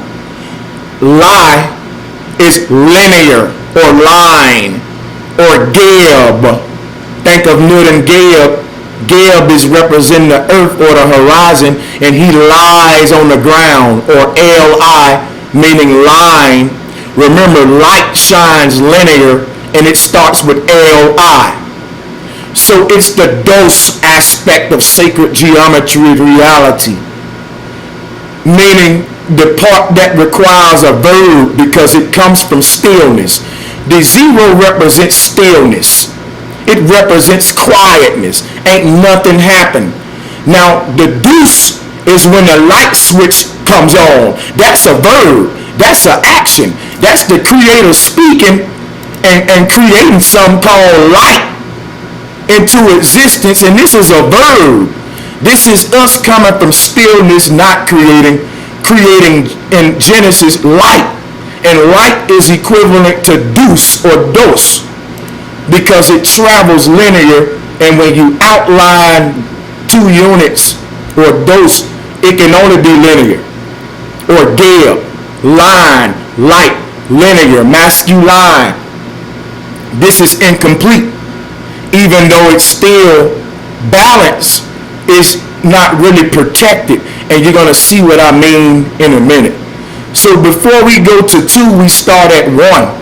1 or on or 0 is actually the most stable of all sacred geometrical shapes. It's the wheel. And remember that the Tibetan wheel, the Hunapku, and the celestial wheel, all right? And it's so holy because when you outline 0, you get lines that go in all directions. In other words, when you're looking at the 0, you're looking at the North Pole from a top view, or the all-seeing eye, or the great cosmic wheel. When you outline 0, so think about this. Look at what you're looking at. You can outline 0 from all angles. It's not limited to nothing or bound by anything because it stands alone. So you can get all directions from this point of singularity.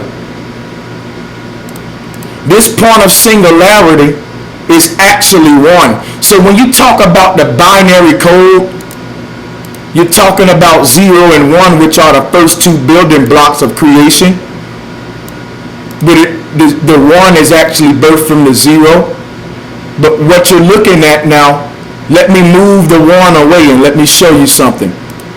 What you're looking at when you look at the 0 would be the equivalent of you looking down at a pole. Okay? Think of you looking at a pole from a top view.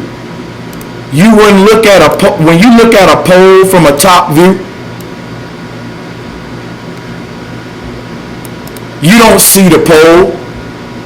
If you look at this pole right here,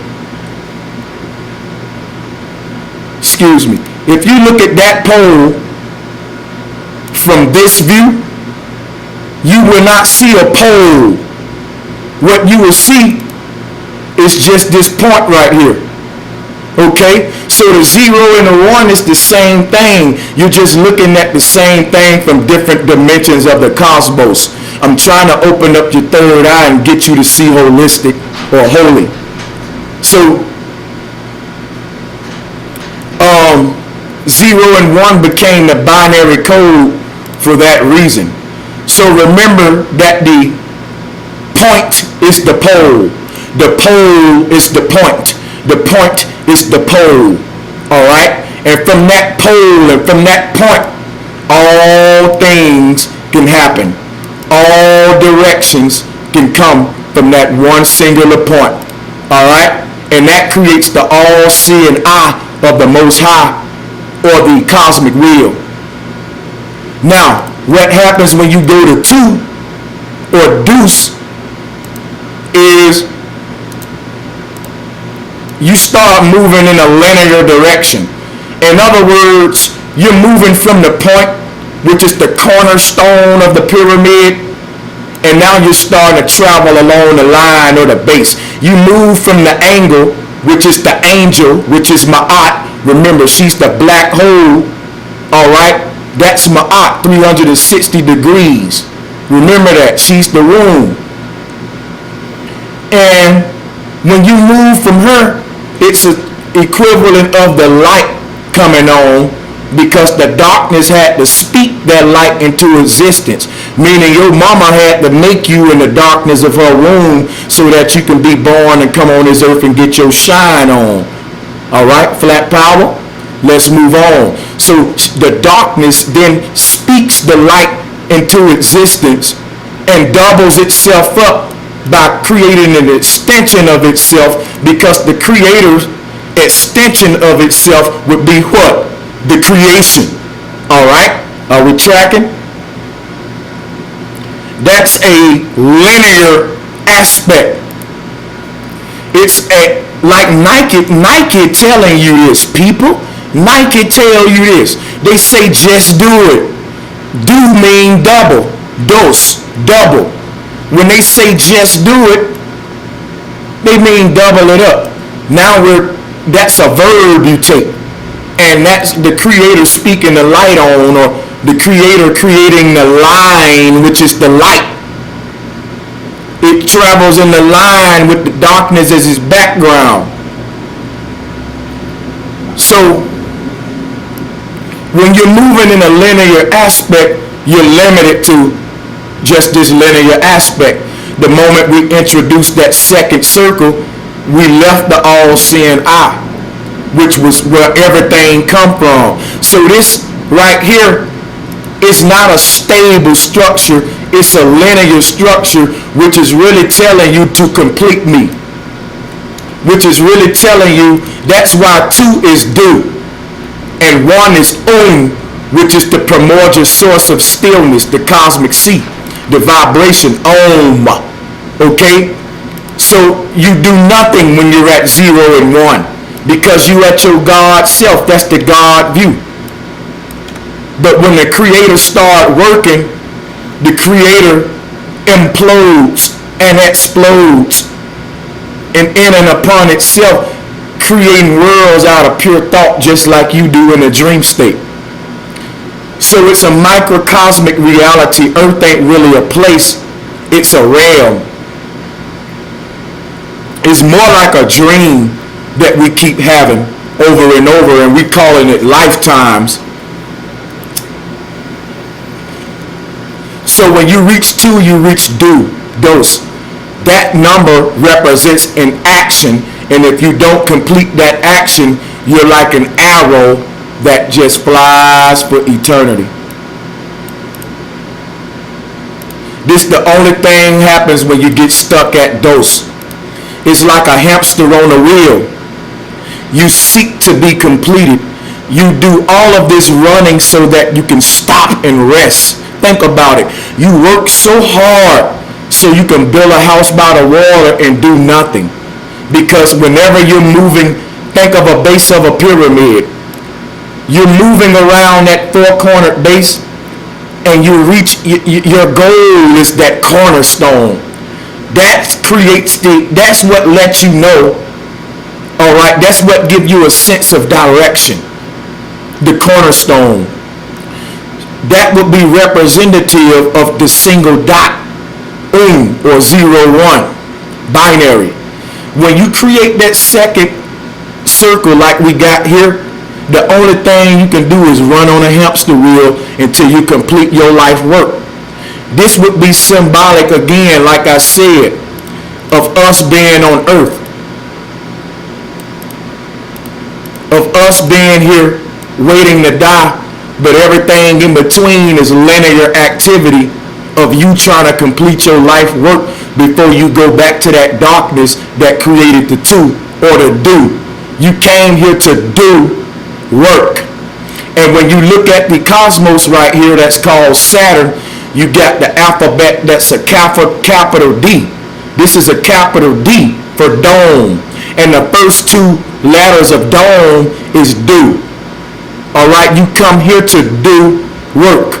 And when you leave, you go back to the point of singularity from which you came until it's time to do it again, baby. Ain't that awesome? Ain't that awesome? So now when you look at this aspect right here, what we call it Saturn or yin yang, it's the aspect of us actually participating in this life on earth. Your life is real to you. You don't think you dreaming. This life is real, man. If I slap you in the face, it's gonna hurt because you're now in a doo-wop. Remember, when you lucid dream, you're witnessing yourself dream. So if I slap you then, you don't feel it because you're actually above yourself, dictating your own actions.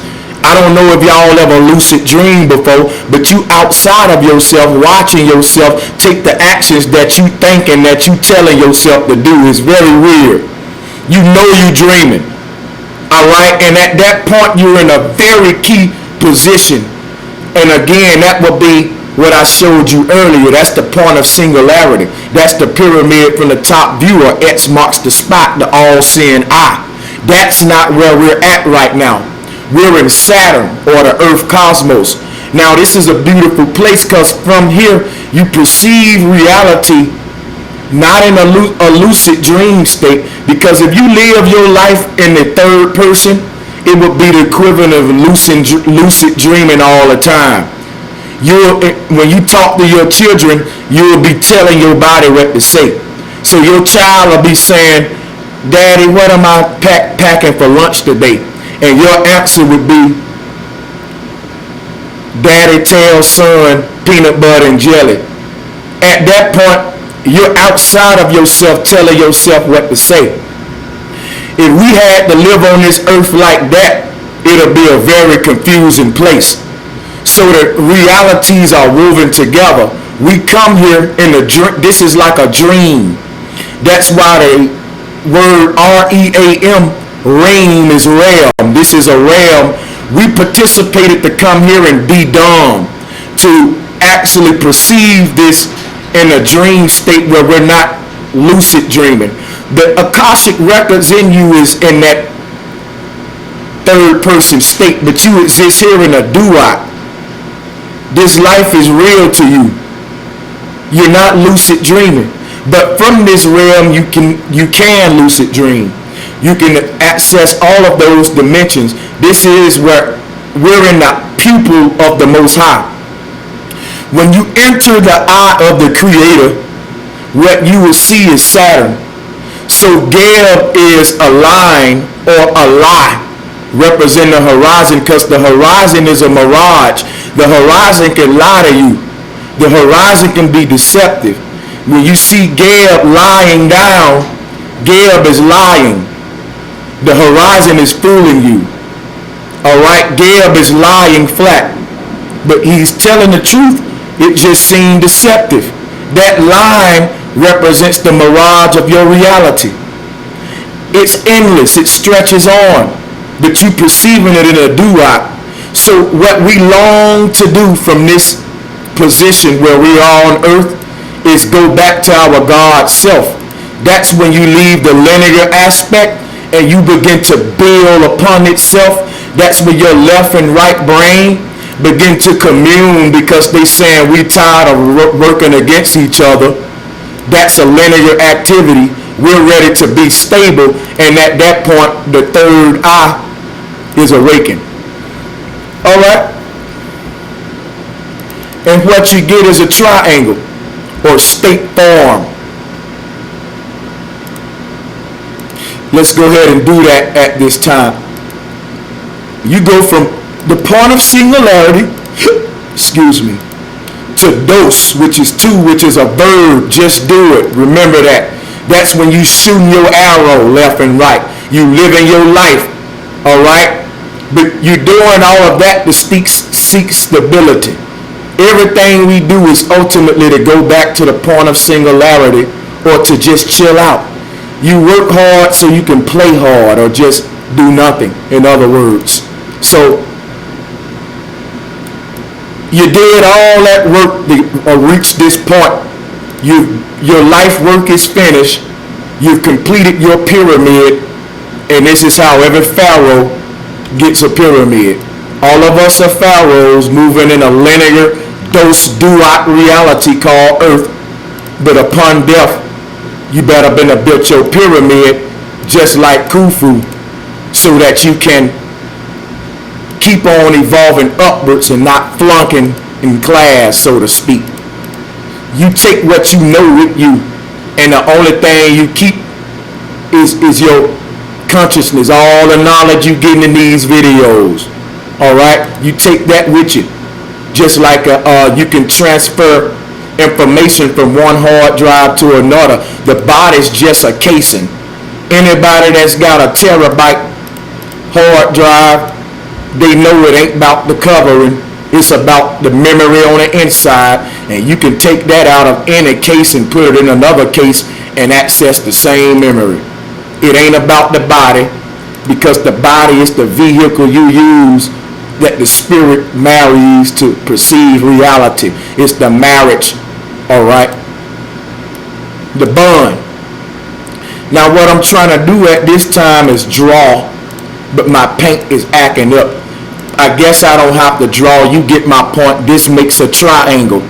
Now this triangle is a trinity angel. And why is that so, Brother Sanchez? It's balance. Remember, we seek balance. That's how we arrived here. Now, this is important because, okay, let's do this. Let's create a new scene. Paint is acting up. My paint is acting up. So let's open another one. There we go. A Trinity angel. A Trinity angel is equivalent to your mama, equivalent to the womb of the woman. And if you bear with me, I'm going to draw out Ma'at. This is the T, also known as Ma'at. You know, this can be balancing scales. We understand how this can be balancing scales. You know, if we had scales on either side, we see why the T in the courtroom is the hammer of the judge who wear the robe of the divine feminine, banging the hammer for order. And the hammer makes a thunderous noise, symbolizing Thor who holds the hammer. But that sound is equivalent to the darkness speaking light into existence. And banging is the verb, the doing of the judge creating the sound. All right? And that T is for truth.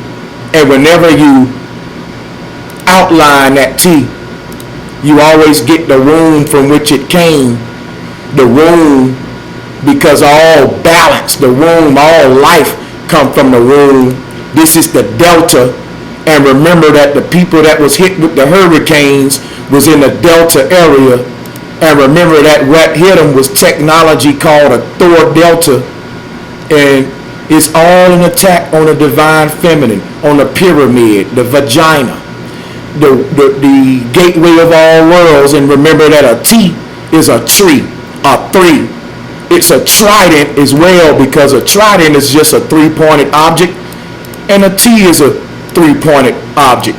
Okay? So we got to keep this in mind. And if you keep that in mind of the T, you will see why Ma'at has her wings spreaded, and why I say 3 is actually or new. 3 is tree, meaning tree of life. Trident, the point of singularity. So it's so much to learn. You got to learn how to count in numerology.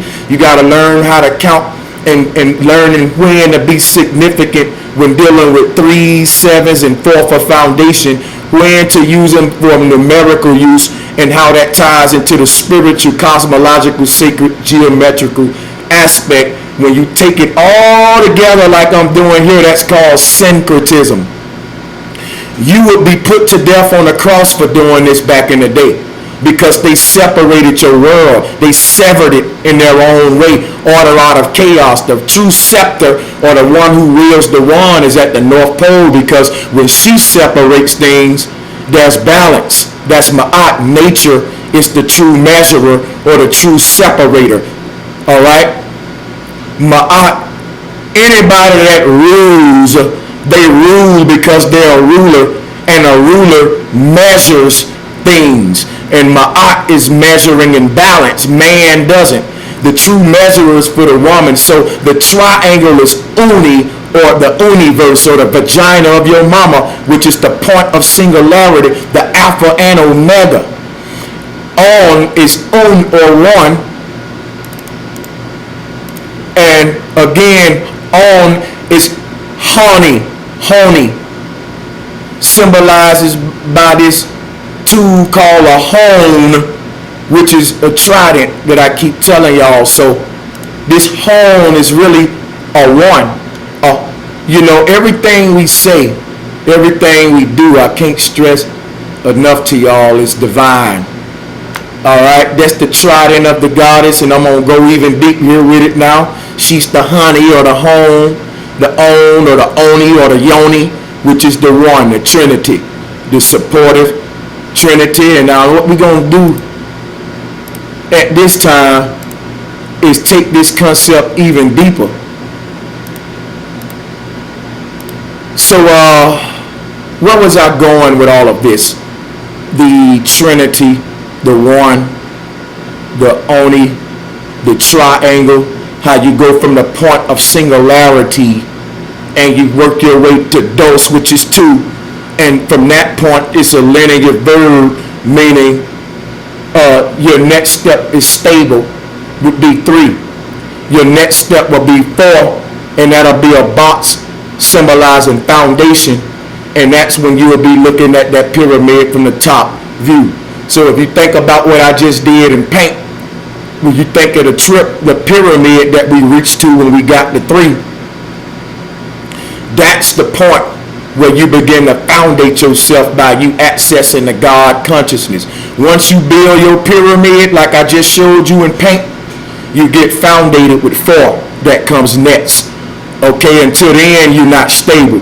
So you gotta go through the 3 to get to the 4, which is the pineal gland, is what allow you to live a foundated life and then be connected to the fountain, which is the cosmic seed of Akashic records. So that's the fountain aspect of the Trinity, going from 3 to 4. So when you think about the 3 and 4, 34 adds out to be 7, 3 plus 4. So numerology is spiritual and the numbers are magic. So 3 plus 4 is 7, giving you that cornerstone what you started with. This, and when I say numbers are magic, think about this. 9 is a spiral. It's a mirror number. Therefore, any number that you add with 9 will spit that number right back out to you. I'm showing you the magic of numbers. I want you to reflect in your mind and really think about what I'm saying. I'm using 9 to show you the spiritual aspect of 9, what this unit can really do.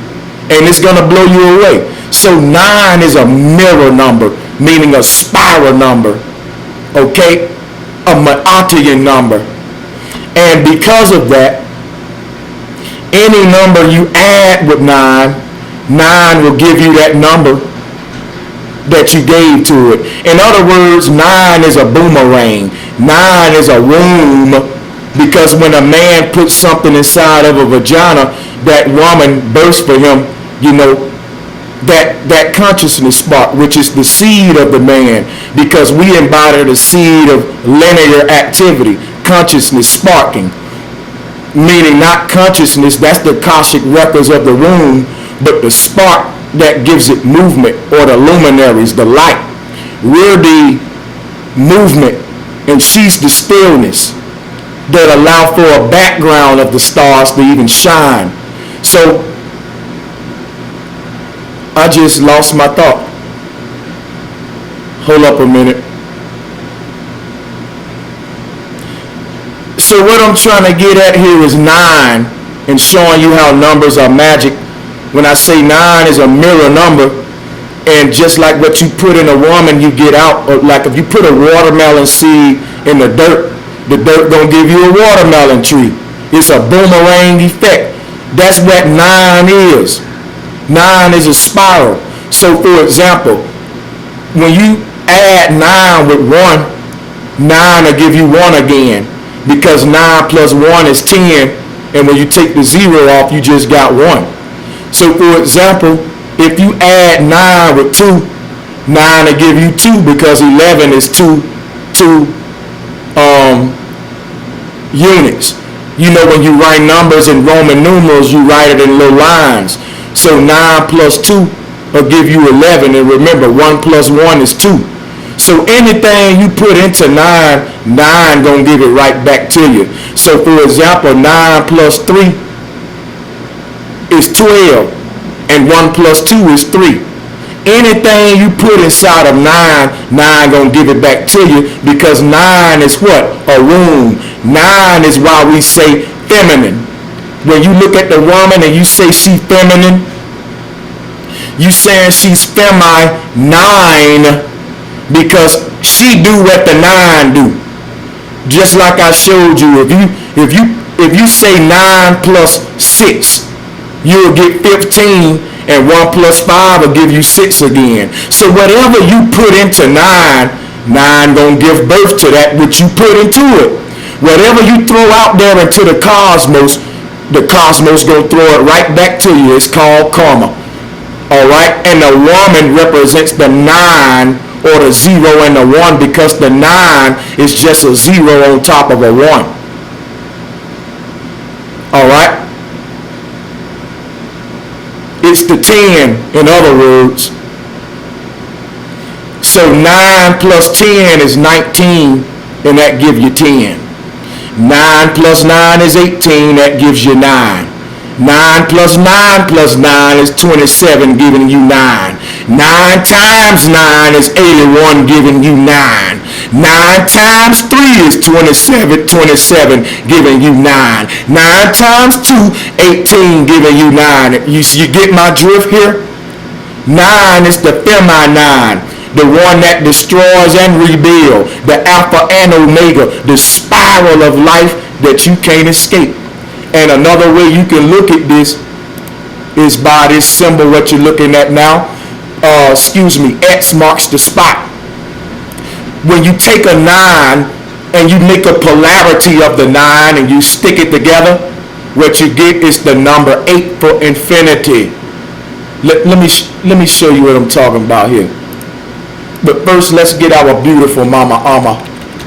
Let's bring her to the surface. And let's open up paint once again.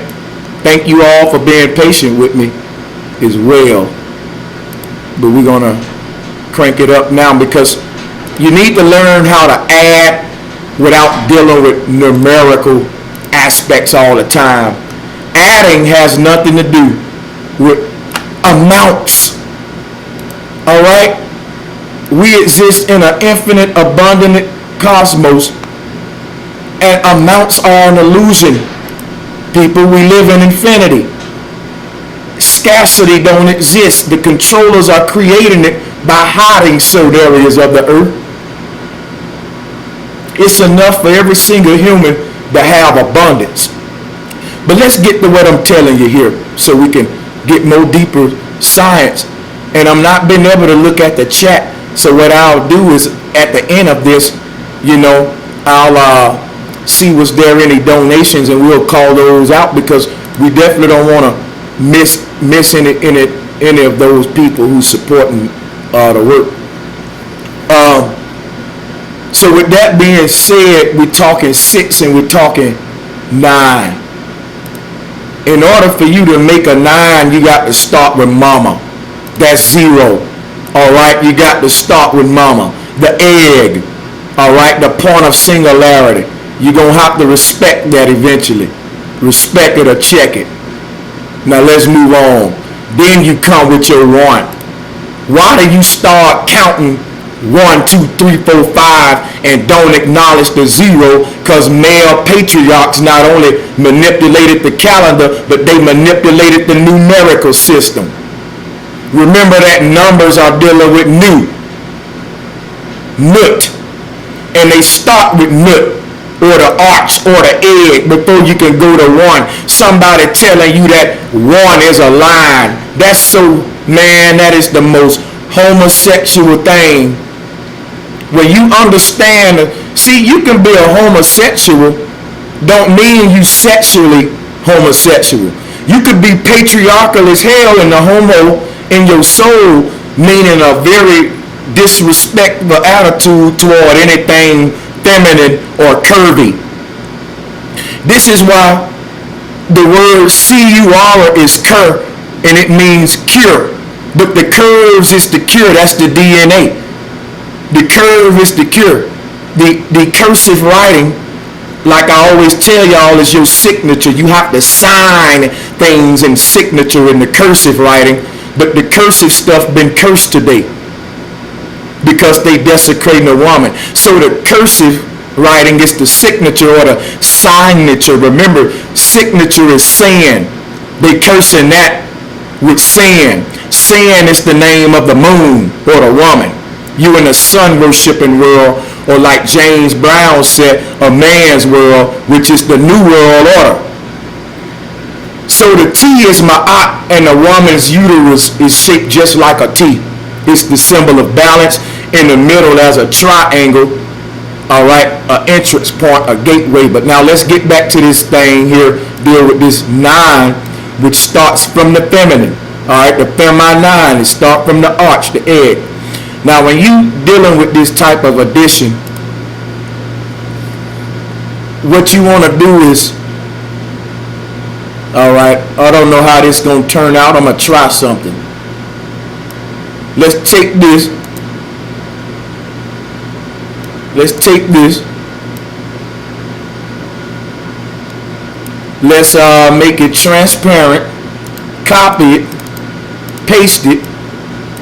And let's rotate it vertical and make it the polarity. Hold on. Rotate it left one time. Well, I'll be damned. What are we doing here? I'm trying to get this thing a certain way.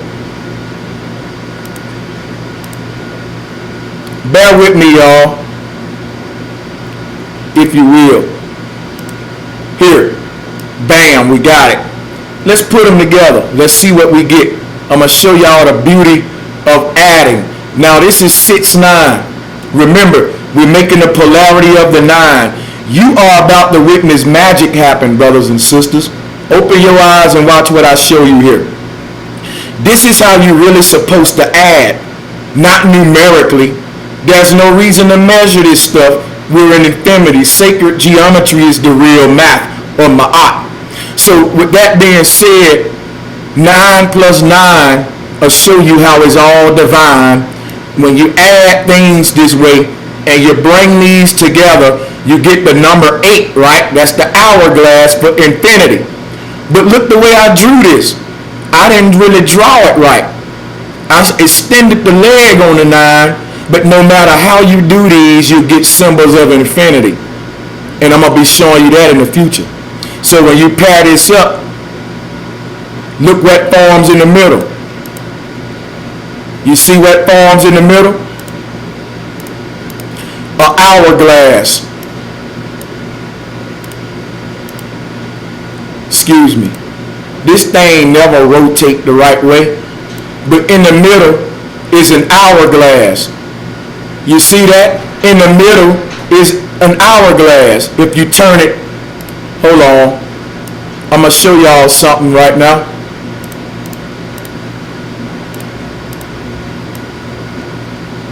So it ain't going to really let me turn it around like I'm trying to do it. I don't know why paint do this. There we go. Bam. This is 9 plus 9. Remember, 9 plus 9 is 9. Because 18 is 9 again. So 999 is really spiritual or recycle, ritual. So no matter how you turn this, you will get symbols that the ancients told us meant infinity. So for example, in the blue, if you turn it horizontal, you get an hourglass. If you turn it right here like the red one is, you get what I've been telling y'all all along. You get the goddess with her hands raised. Let me show you. Or the capital H. Let me show you.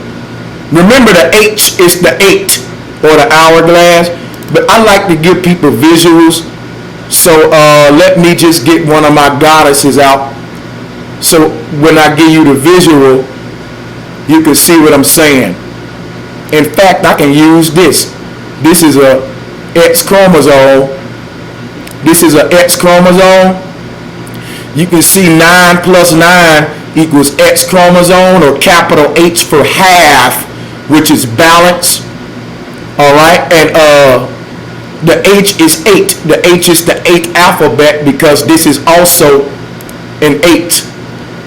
All right, this is DNA woven together. This is when we take those 2 9s and we create these symbols. So that's the X chromosome, but not only that, let's get out some more artwork before we move on. It's the Masonic bow tie. It's again, the goddess. God is raising her arms up, people. And I'm going to show you that in a minute here.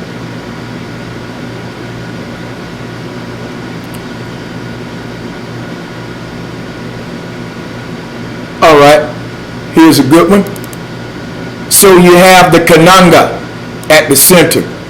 And you notice it's the same. If I flip my kananga, for example, take this and rotate it right, it's the same. The Dogon was telling us the same thing. So let's focus on one of these at a time because there's a lot we got to go over. Pay attention. The tip of the kananga is a trident, just like the tip. Remember, all I did to get these shapes was do 9 plus 9. You saw how I did it if you didn't rewind the video, and you'll see how I get to this point. So now I'm going to show you how this all relate to the ancient symbols. It's the same thing. Remember I told you E equals MC squared, Trinity plus Trinity equals infinity?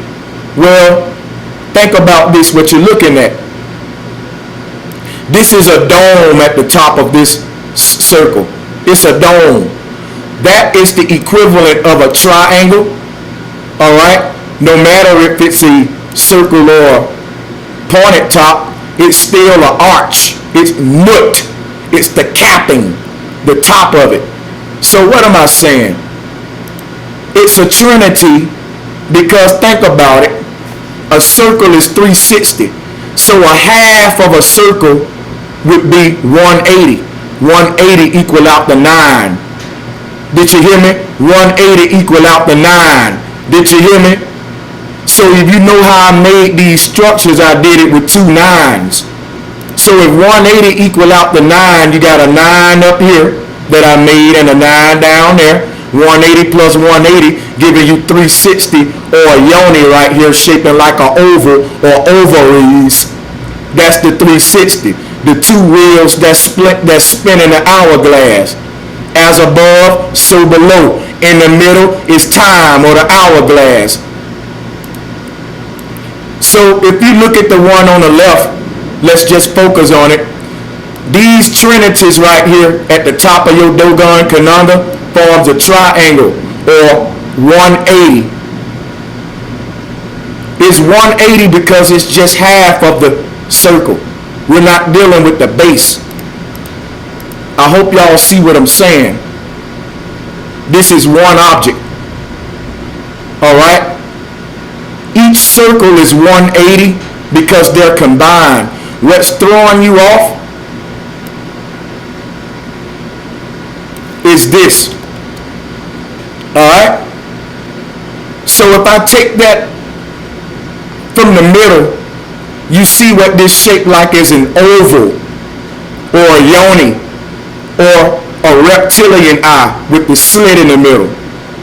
This oval is the ovaries, or the vesica Pisces. When you merge those 2 circles, this is what you get. The football with the stitches in the middle, it's the same thing. Each half of the football is 50-50 or 180-180 before the 360. Now let's put this back because I want you to keep that in mind. One arch at the top, 180, one at the bottom. This whole thing is dealing with 360. So 180 is equivalent to Trinity or Ma'at or 9. Think about it. You got a Trinity at the top of the Kananga, a Trinity at the bottom, represent 180. I got a roof above me and a foundation below me. That gives me 360 so that I can be in the middle stable. That's why in the middle of the Kananga you got a line that's symbolizing just eternity. All right? Or a tree. A tower. And that tower is supported by the roof above it and a foundation below it. And because that's so, let me get different colors so I don't confuse you. 180 plus 180 equals infinity in the middle. And in the middle, you see what the Dogon was telling us? You see now what the goddess represents. The oval is the ovaries. So the truth is coming back around. That's why the manipulators are telling you now where the earth is an oblate spheroid, because the goddess is returning. the goddess is returning, she can no longer be hidden. So the bull horn is the Baal horn. And when you talk about the number 8, just remember, this deity is called Ishtar or Easter. And this is the resurrection time. We're in the celestial Easter. Right now is Easter time for the cosmos, or death and rebirth. So when you get this deity called Ishtar, which is also Ashtaroth, Isis, who represent all of this, she's shaped this way because she represents the number 8. Remember, 9 plus 9 is 18. 9 plus 9, listen people, I'm trying to simplify it for you. Let me show you what I'm talking about. Remember how we got all of these symbols in the first place with 2 9s. That's what you need to remember. So 9 plus 9, when we start inverting them, it gave us that symbol up there that you're looking at, which is the hourglass, the goddess with her arms raised, and etc., like I just explained. So what just happened? What are you saying, Brother Sanchez? Listen to what the numbers are telling you. 9 plus 9 equals 18, which gives you 9 again, because 9 is a spiral. It'll just keep giving you itself again. It'll just keep spiraling like DNA. In other words, 9 is no different than us doing this. Hold on. It's no different than us just writing scribble. But they want to call that scrap to the curse the feminine. So they say that's scribble scrap, and they laugh at it, when really that's the flower of life. So I want y'all to think about what I'm about to tell you, and it's going to make the hairs on your skin stand up. Think about what I'm showing you. I've been researching, and a lot of things been coming to me. I'm finna really, really blow you away right now. Think about it, right?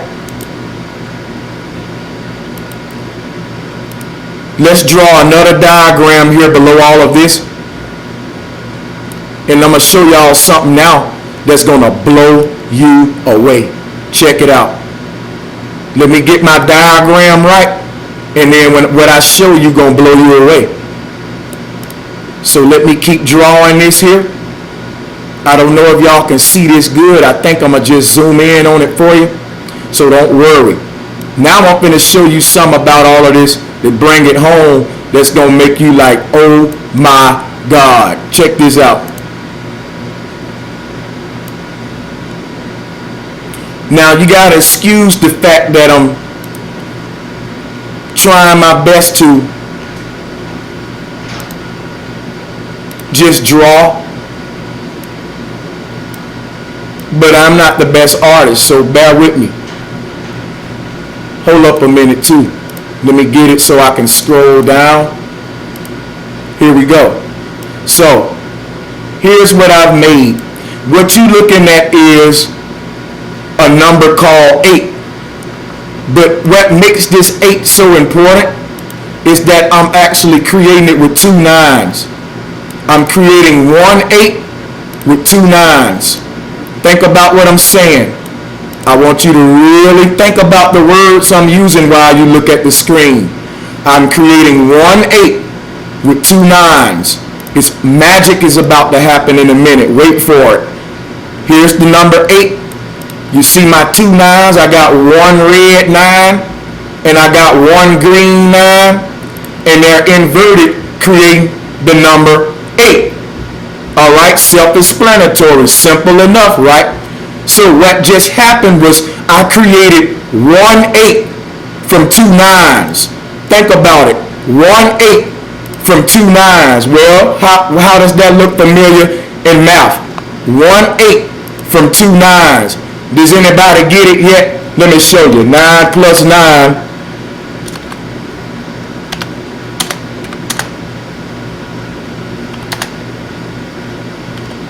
Look at here. 9 plus 9 will give you 1 8 or 18. So the numbers give you a numerical significance as well as a sacred geometrical significance. Just like you see here. 2 9s will give you 1 8. Just like I'm demonstrating here with the red 9 and green 9, but you'll only get it if you learn how to add using polarities or double it up, or like Nike said, do-wop. This is how the yin-yang was created. So when you add, they got us adding left to right. Like you see here, 9 plus 9 equals 18. This ain't how the ancestors didn't add like this. All right? The way you're supposed to add is just like I showed you. Because think about it. If I ask you right now, what's the amount of 9 plus 9, what am I asking you? I'm asking you for the amount. And the amount means the mountain or the climax, the peak. So the sum is the summit. But if you're going from left to right, they can hide it from you. So let me show you how you get the true summit or the peak, or how you add to get a real amount or a mountain.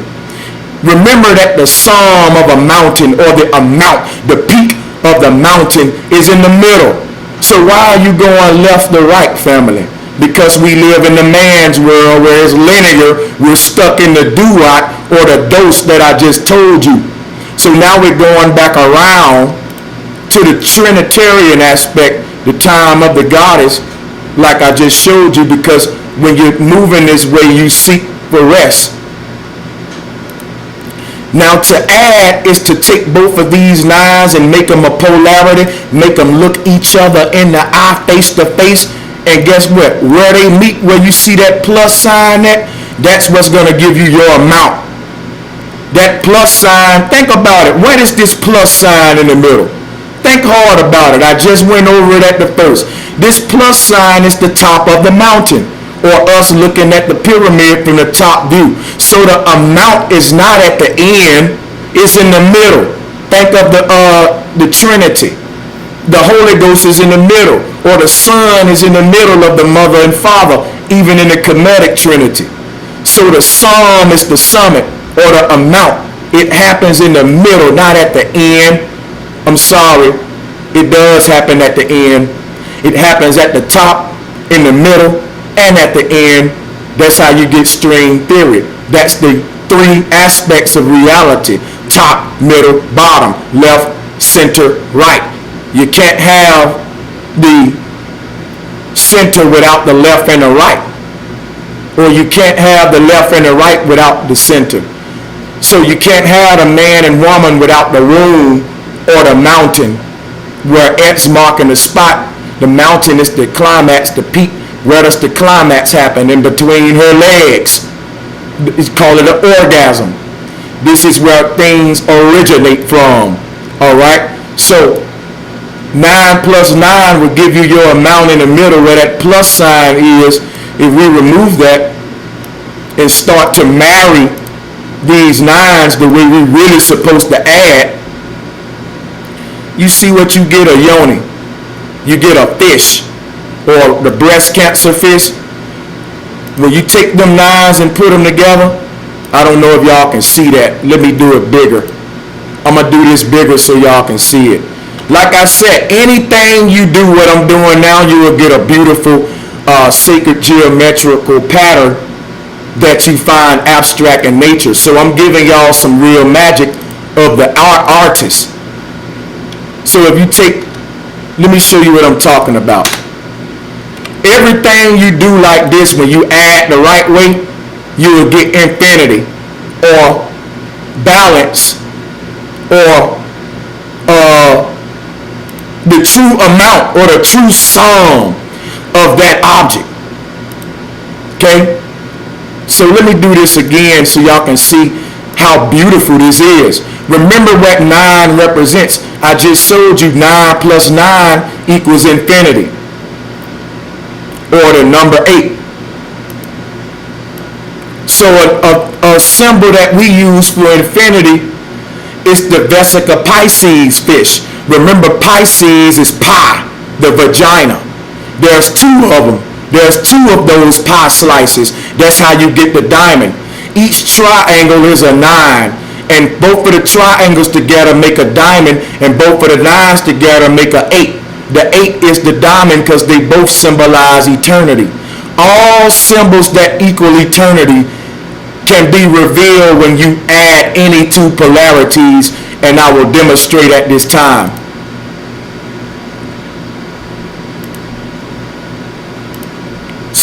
Give me a minute.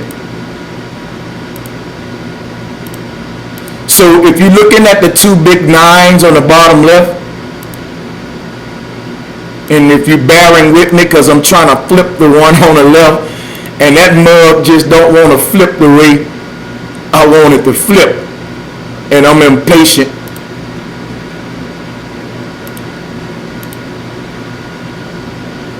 Okay, we don't want to do it that way.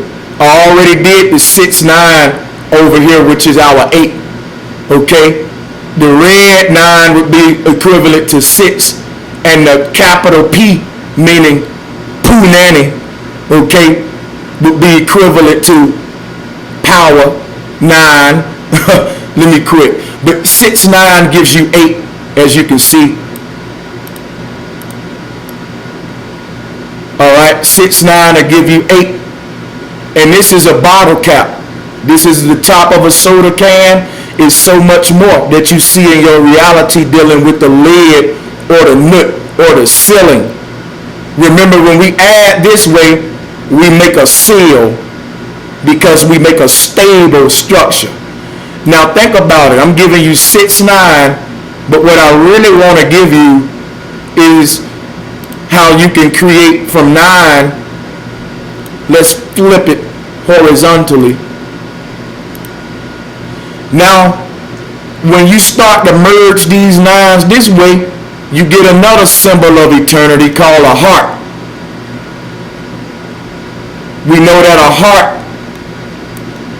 is the symbol of life because it's what keeps you pumping to keep your heart keep beating and being pumped. So the heart is the earth, and each 9 is the polarity, meaning underworld and heaven above, that give us this heart or this earth that we live in. You can see how our cosmos is made by dealing with secret geometry. You can see what makes it so divine and stable.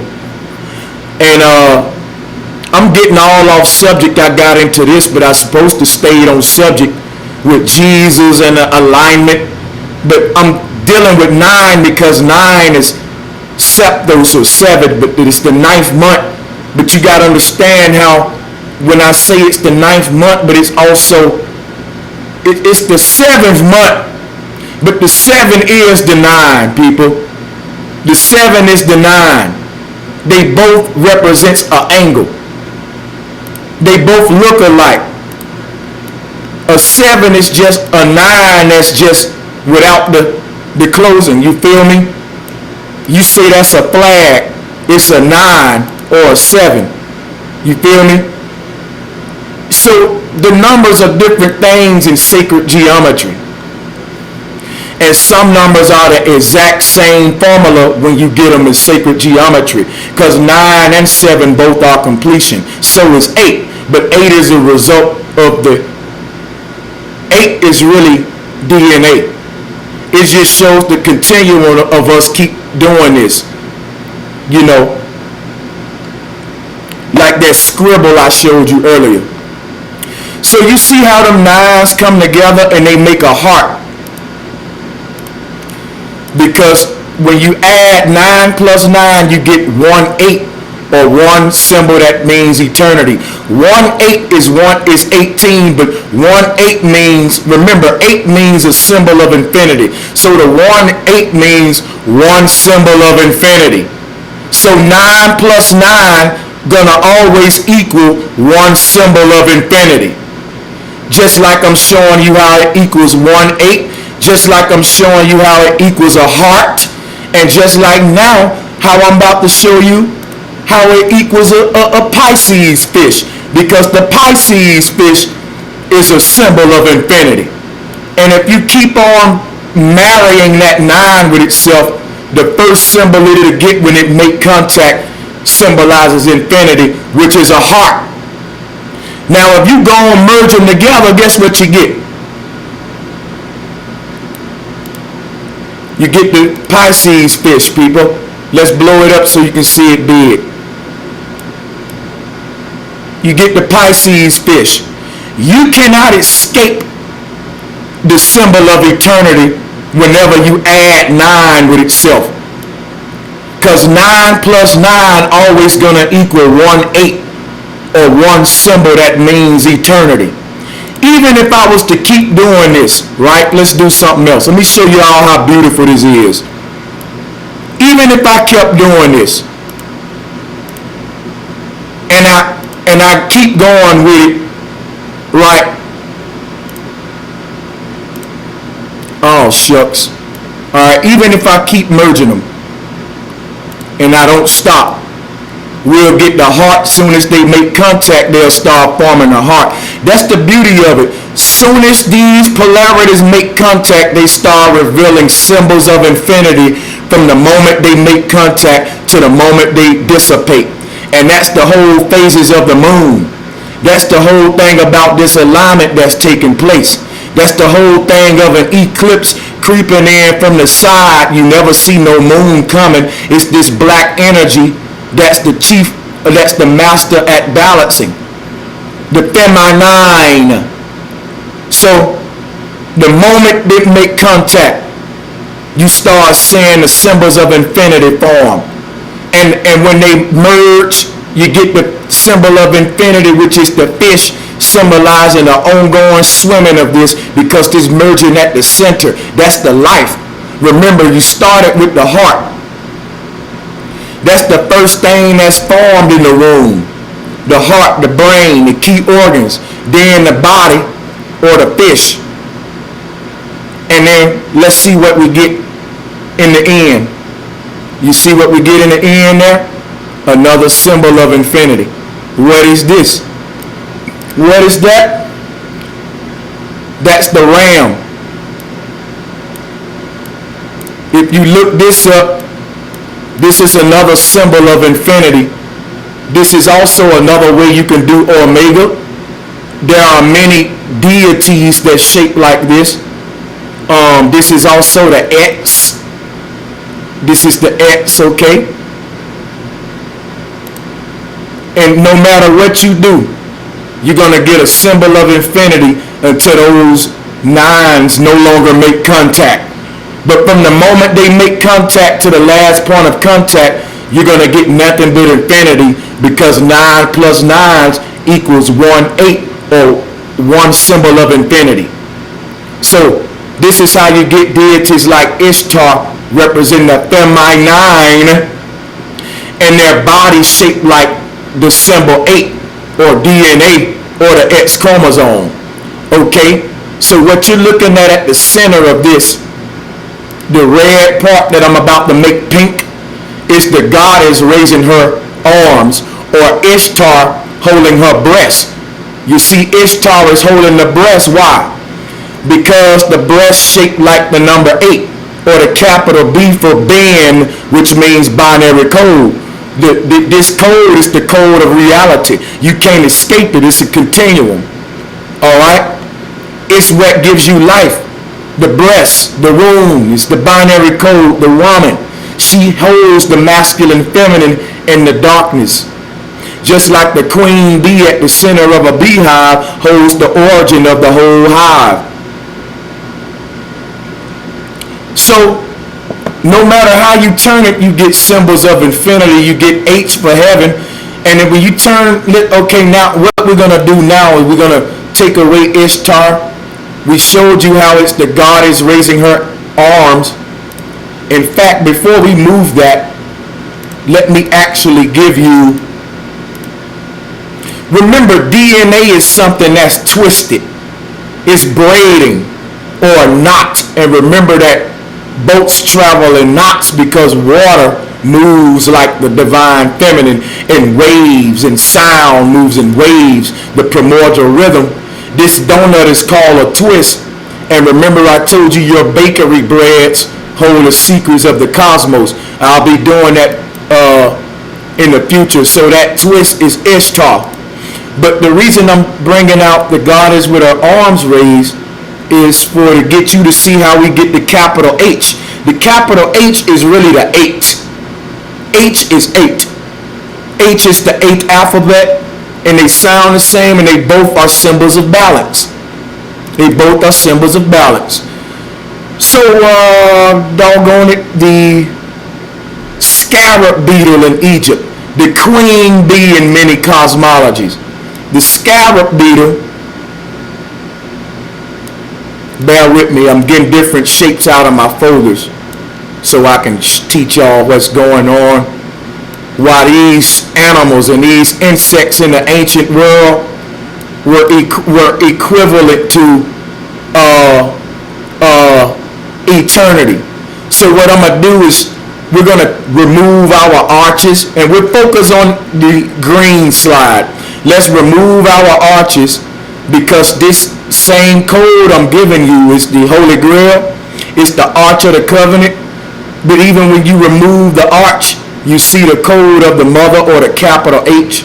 God is with her hands raised. You can see how the ancestors was just saying the same thing of 9 plus 9 equals infinity. Trinity plus Trinity equals infinity. E equals MC squared, infinite energy out of nowhere.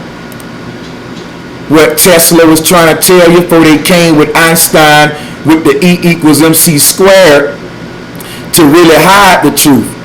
Tesla built the Tower of Babel. So this is the capital H for heaven, or even, and it's 4 points because it's a foundation. And remember how we get this. This is the hourglass when you flip it horizontal. It's also the Meraki headwear of the feminine women who practice the custom of Meraki. So when you Google Meraki, you will see a version of this, and you will see a lot of deities wearing this shape on their head.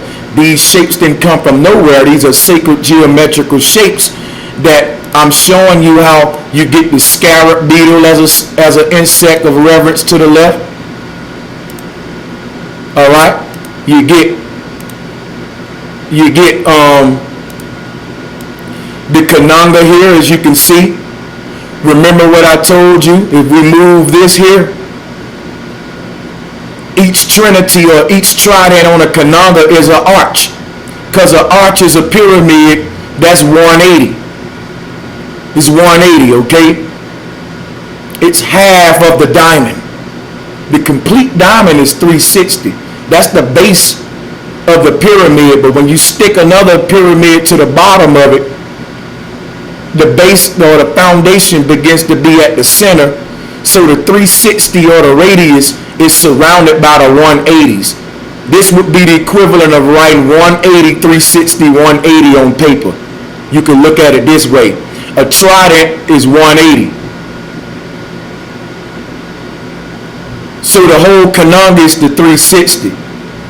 Or the scarab beetle rolling its dung ball. Remember, that beetle not only makes this shape because of this, but it lives its life according to this science, as above, so below. The scarab beetle rolls its ball, and it lays its egg in that dung, and it's an avalanche effect, starting from a small egg to a big old ball. And from the smallness, when it start rolling it start from the point, which is the egg that is laying in the dirt. That's the point of singularity. And when it rolls it, when it finally becomes a big ball, that's the moon phases. That's going from new moon to full moon, looking at a scarab beetle roll its dung ball. Now when the egg hatch, that's the completion of another cycle. Why? Because you got a perfect 360 ball that's being broken apart with the egg coming out. Because the new 360 is the life itself. It no longer needs the casing. Just like you no longer need the shell of your mama. When you come out, you're your own macabre or your own 360. And then you're hooked to the Earth's umbilical cord called the North Pole, which is a bigger 360 than you. So you're always going to be enclosed by this tent or this diamond.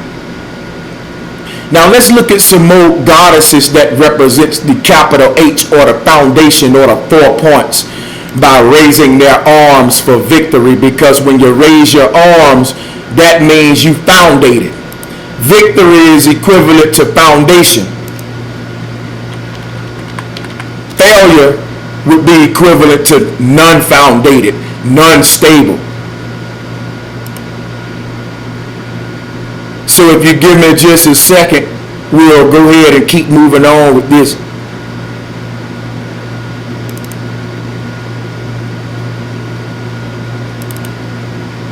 All right.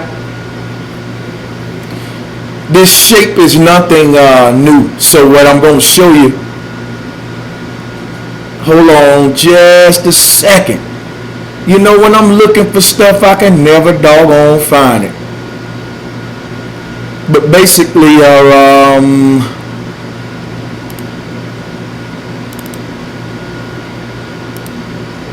okay. Give me 1 minute, y'all. Sometimes it takes a little longer to access certain files.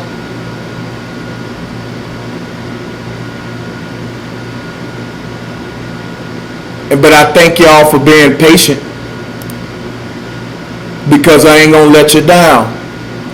Now, I got a folder with all my folders in it, and it need organizing. Until I do that, y'all just bear with me.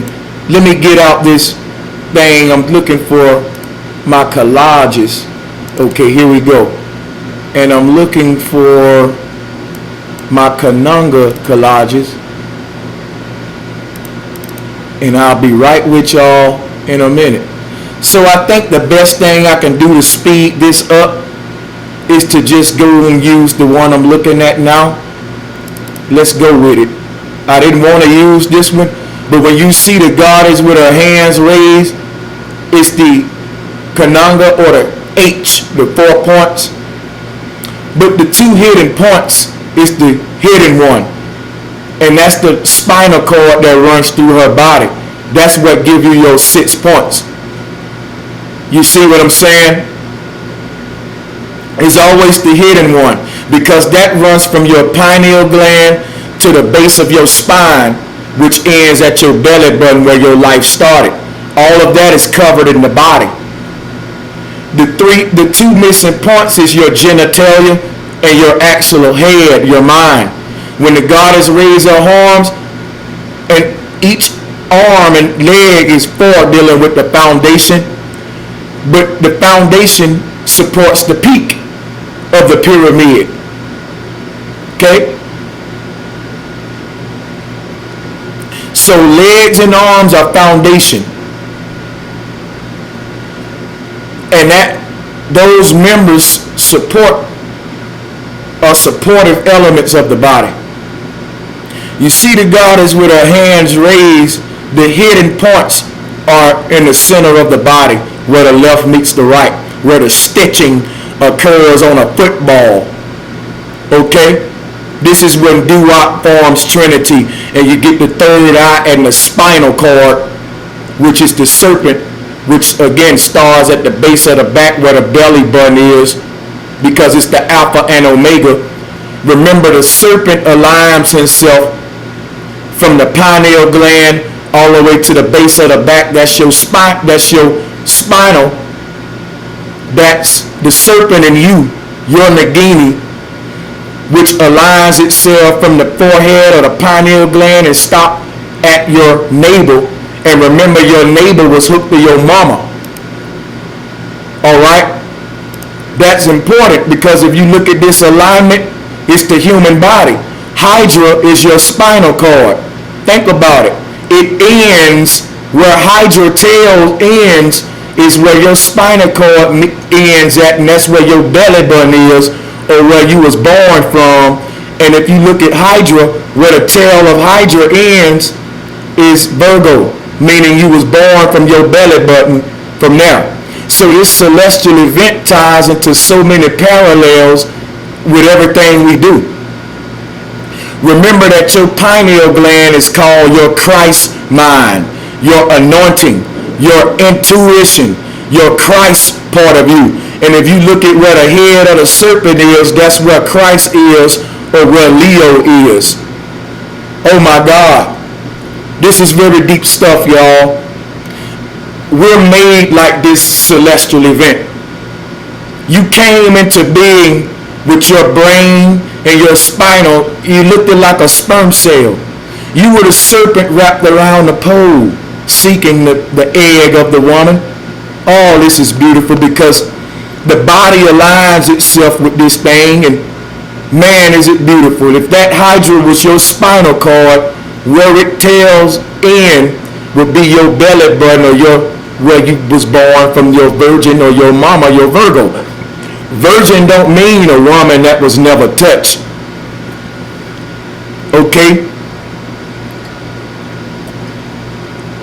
It means a woman who's been touched, but just only by her husband or one man.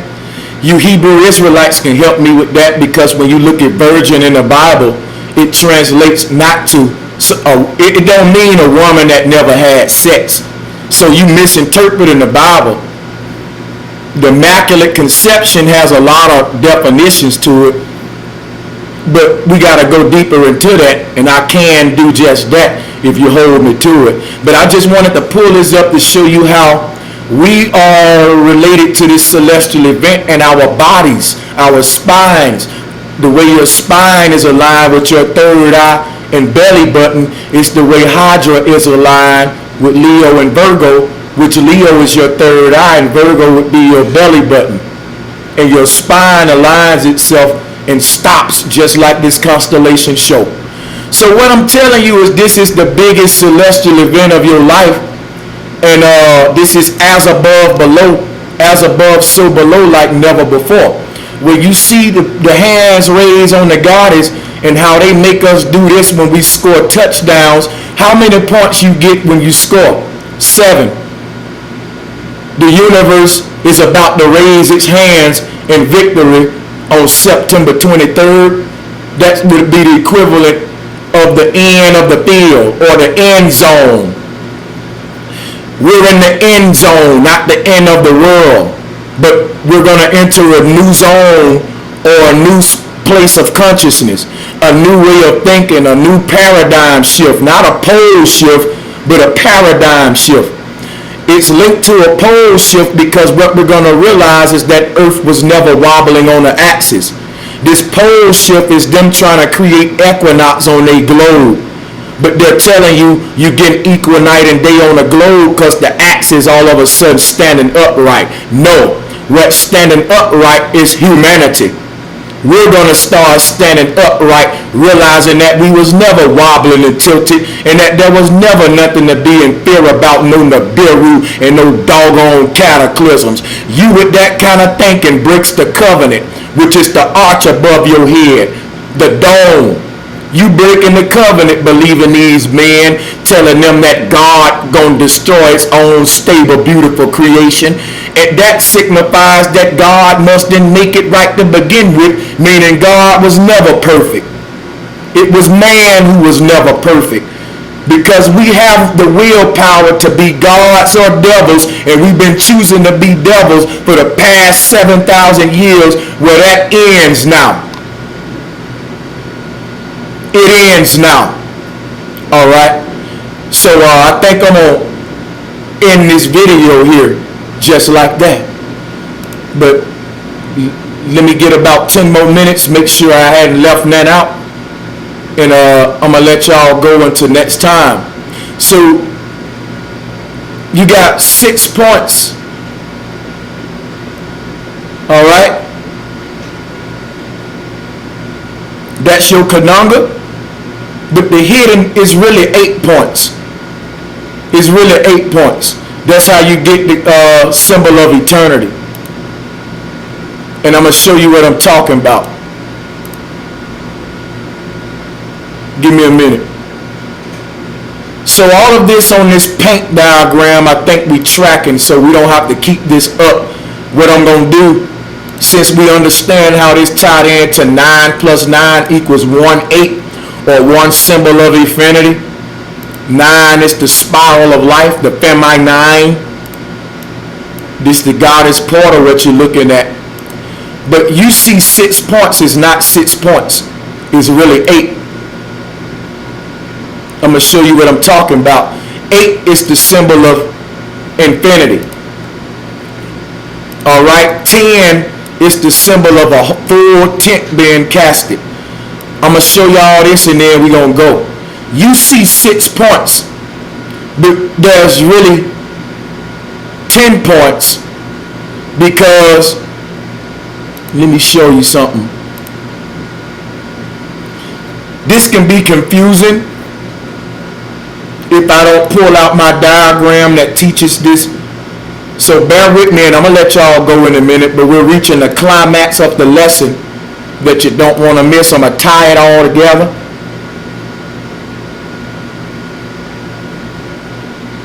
All right, so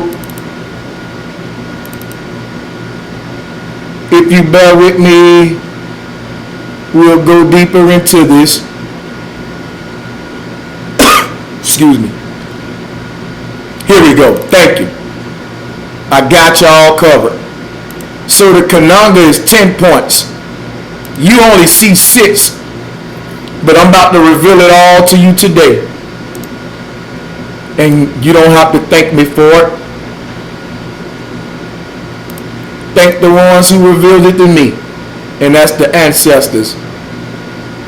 Now let me show you something about the Kananga that you might not know. I didn't want to show y'all this yet because it can be confusing, and I want to take y'all in baby steps with this knowledge. But there's really 10 points on the Kananga. All right, family? Let me do some here so you can see them.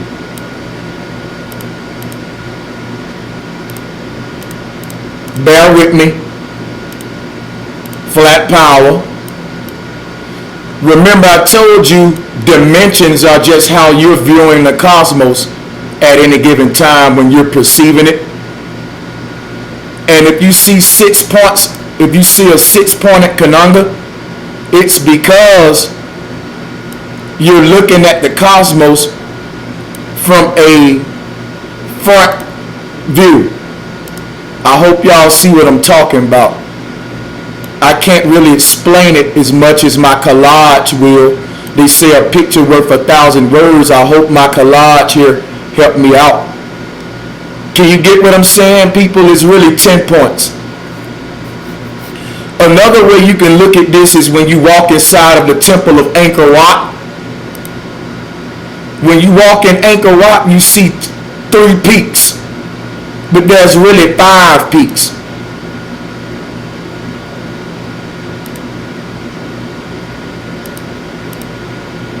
So there's 10 points on the compass, and there's 10 points or directions in the cosmos.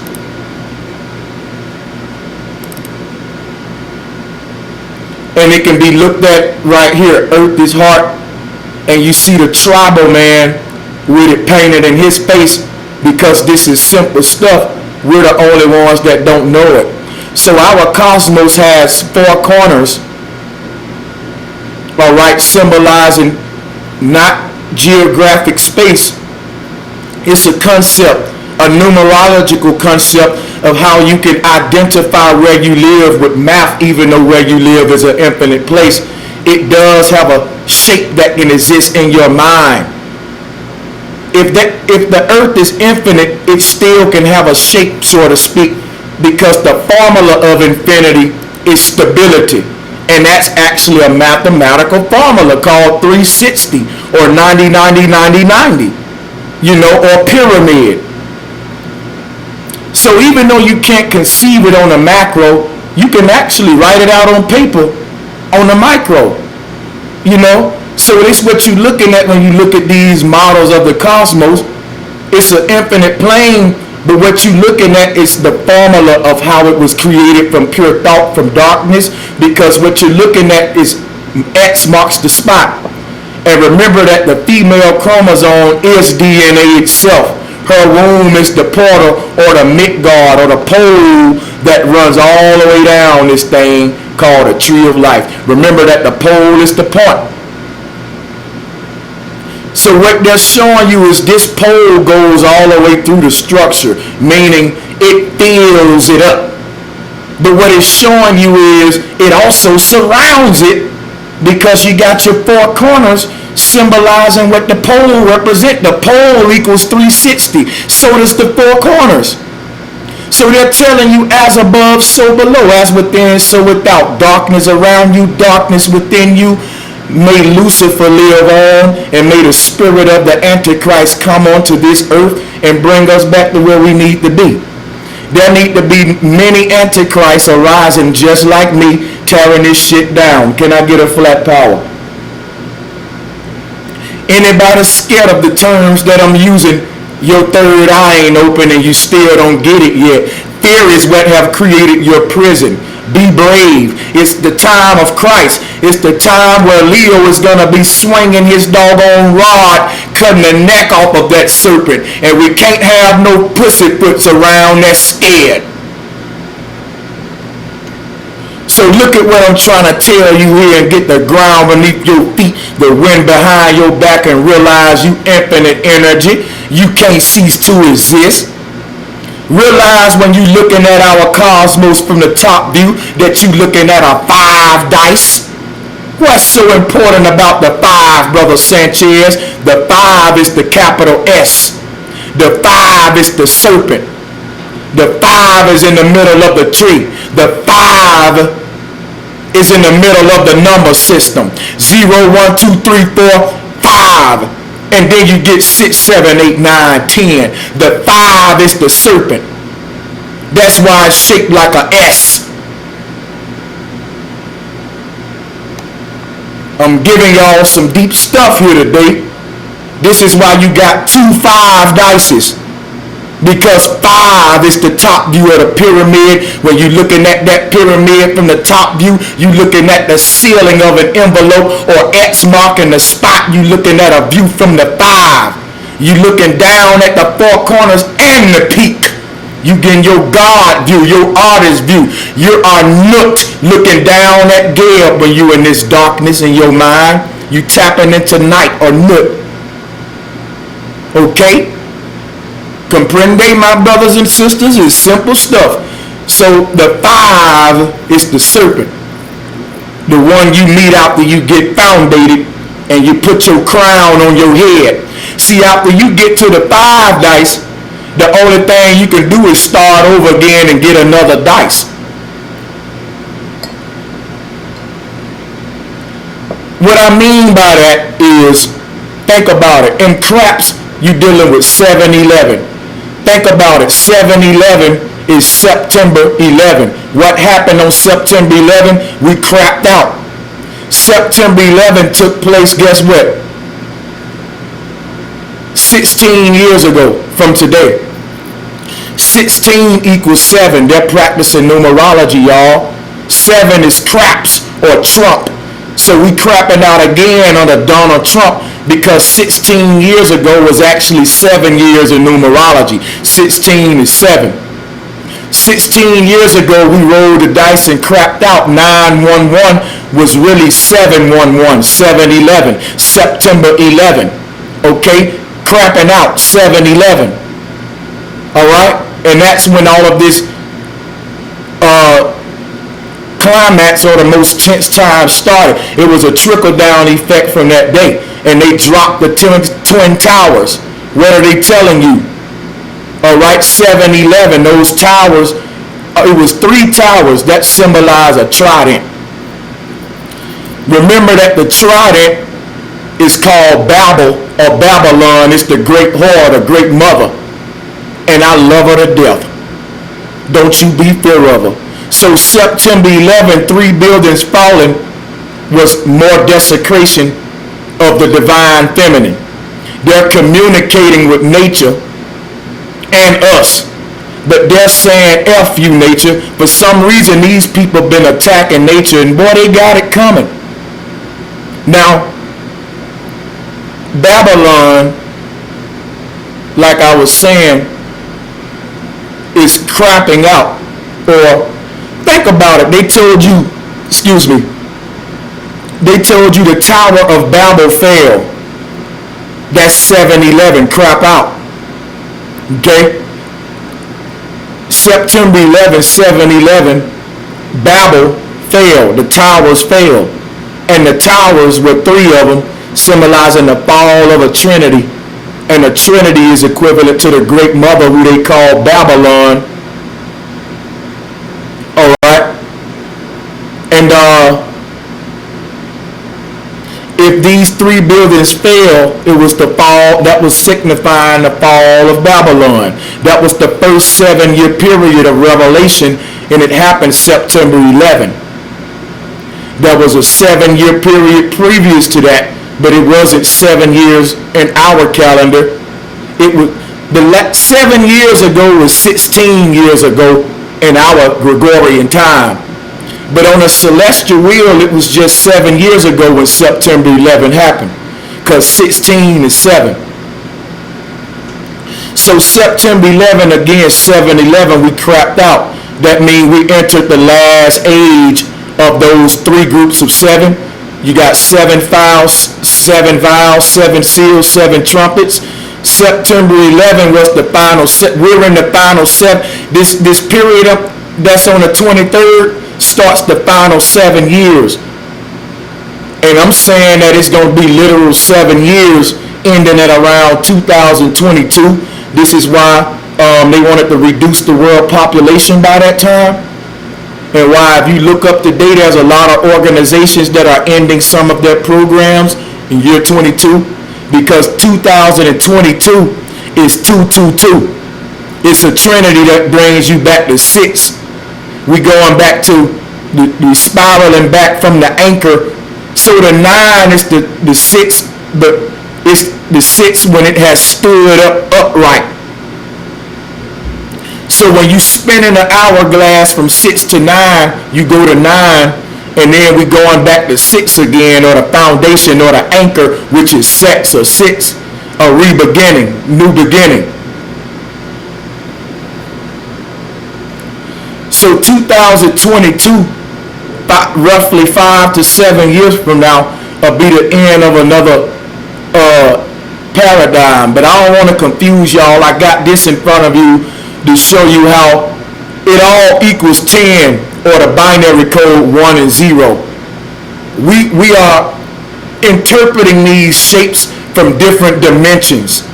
So when we look at the Kananga from a 6-pointed state, I'm interpreting it from you from a view from the 6. Think about a clock. If you standing at 6 o'clock, you got a different view than 3 o'clock. You standing at, then you got from 9 o'clock or 12 o'clock. But what if you standing in the middle of the whole clock on the thing that spins the hands? Then you're at the tip of the pyramid, at the tip of the peak, and you're not at neither north, east, south, west, but you're up. You're up, all right, which is north and center, if you can kind of see what I'm saying. So the compass that they give us is literally the shape of our cosmos. It's a 10-pointed compass, and you got the 10-pointed Kananga is really a big scepter. If you can think of, there was a comic book character, he used to swing around this 10-pointed scepter, and it was his weapon. Looked at sort of like nunchucks or a dumbbell. Okay? Think about it. It's a weight that you lift called a dumbbell, but it don't ring. So why do they call it a bell? Because bell is linked to all of this stuff I'm teaching you. Bell, a ball. But anyway, I think I've done what I need to do here.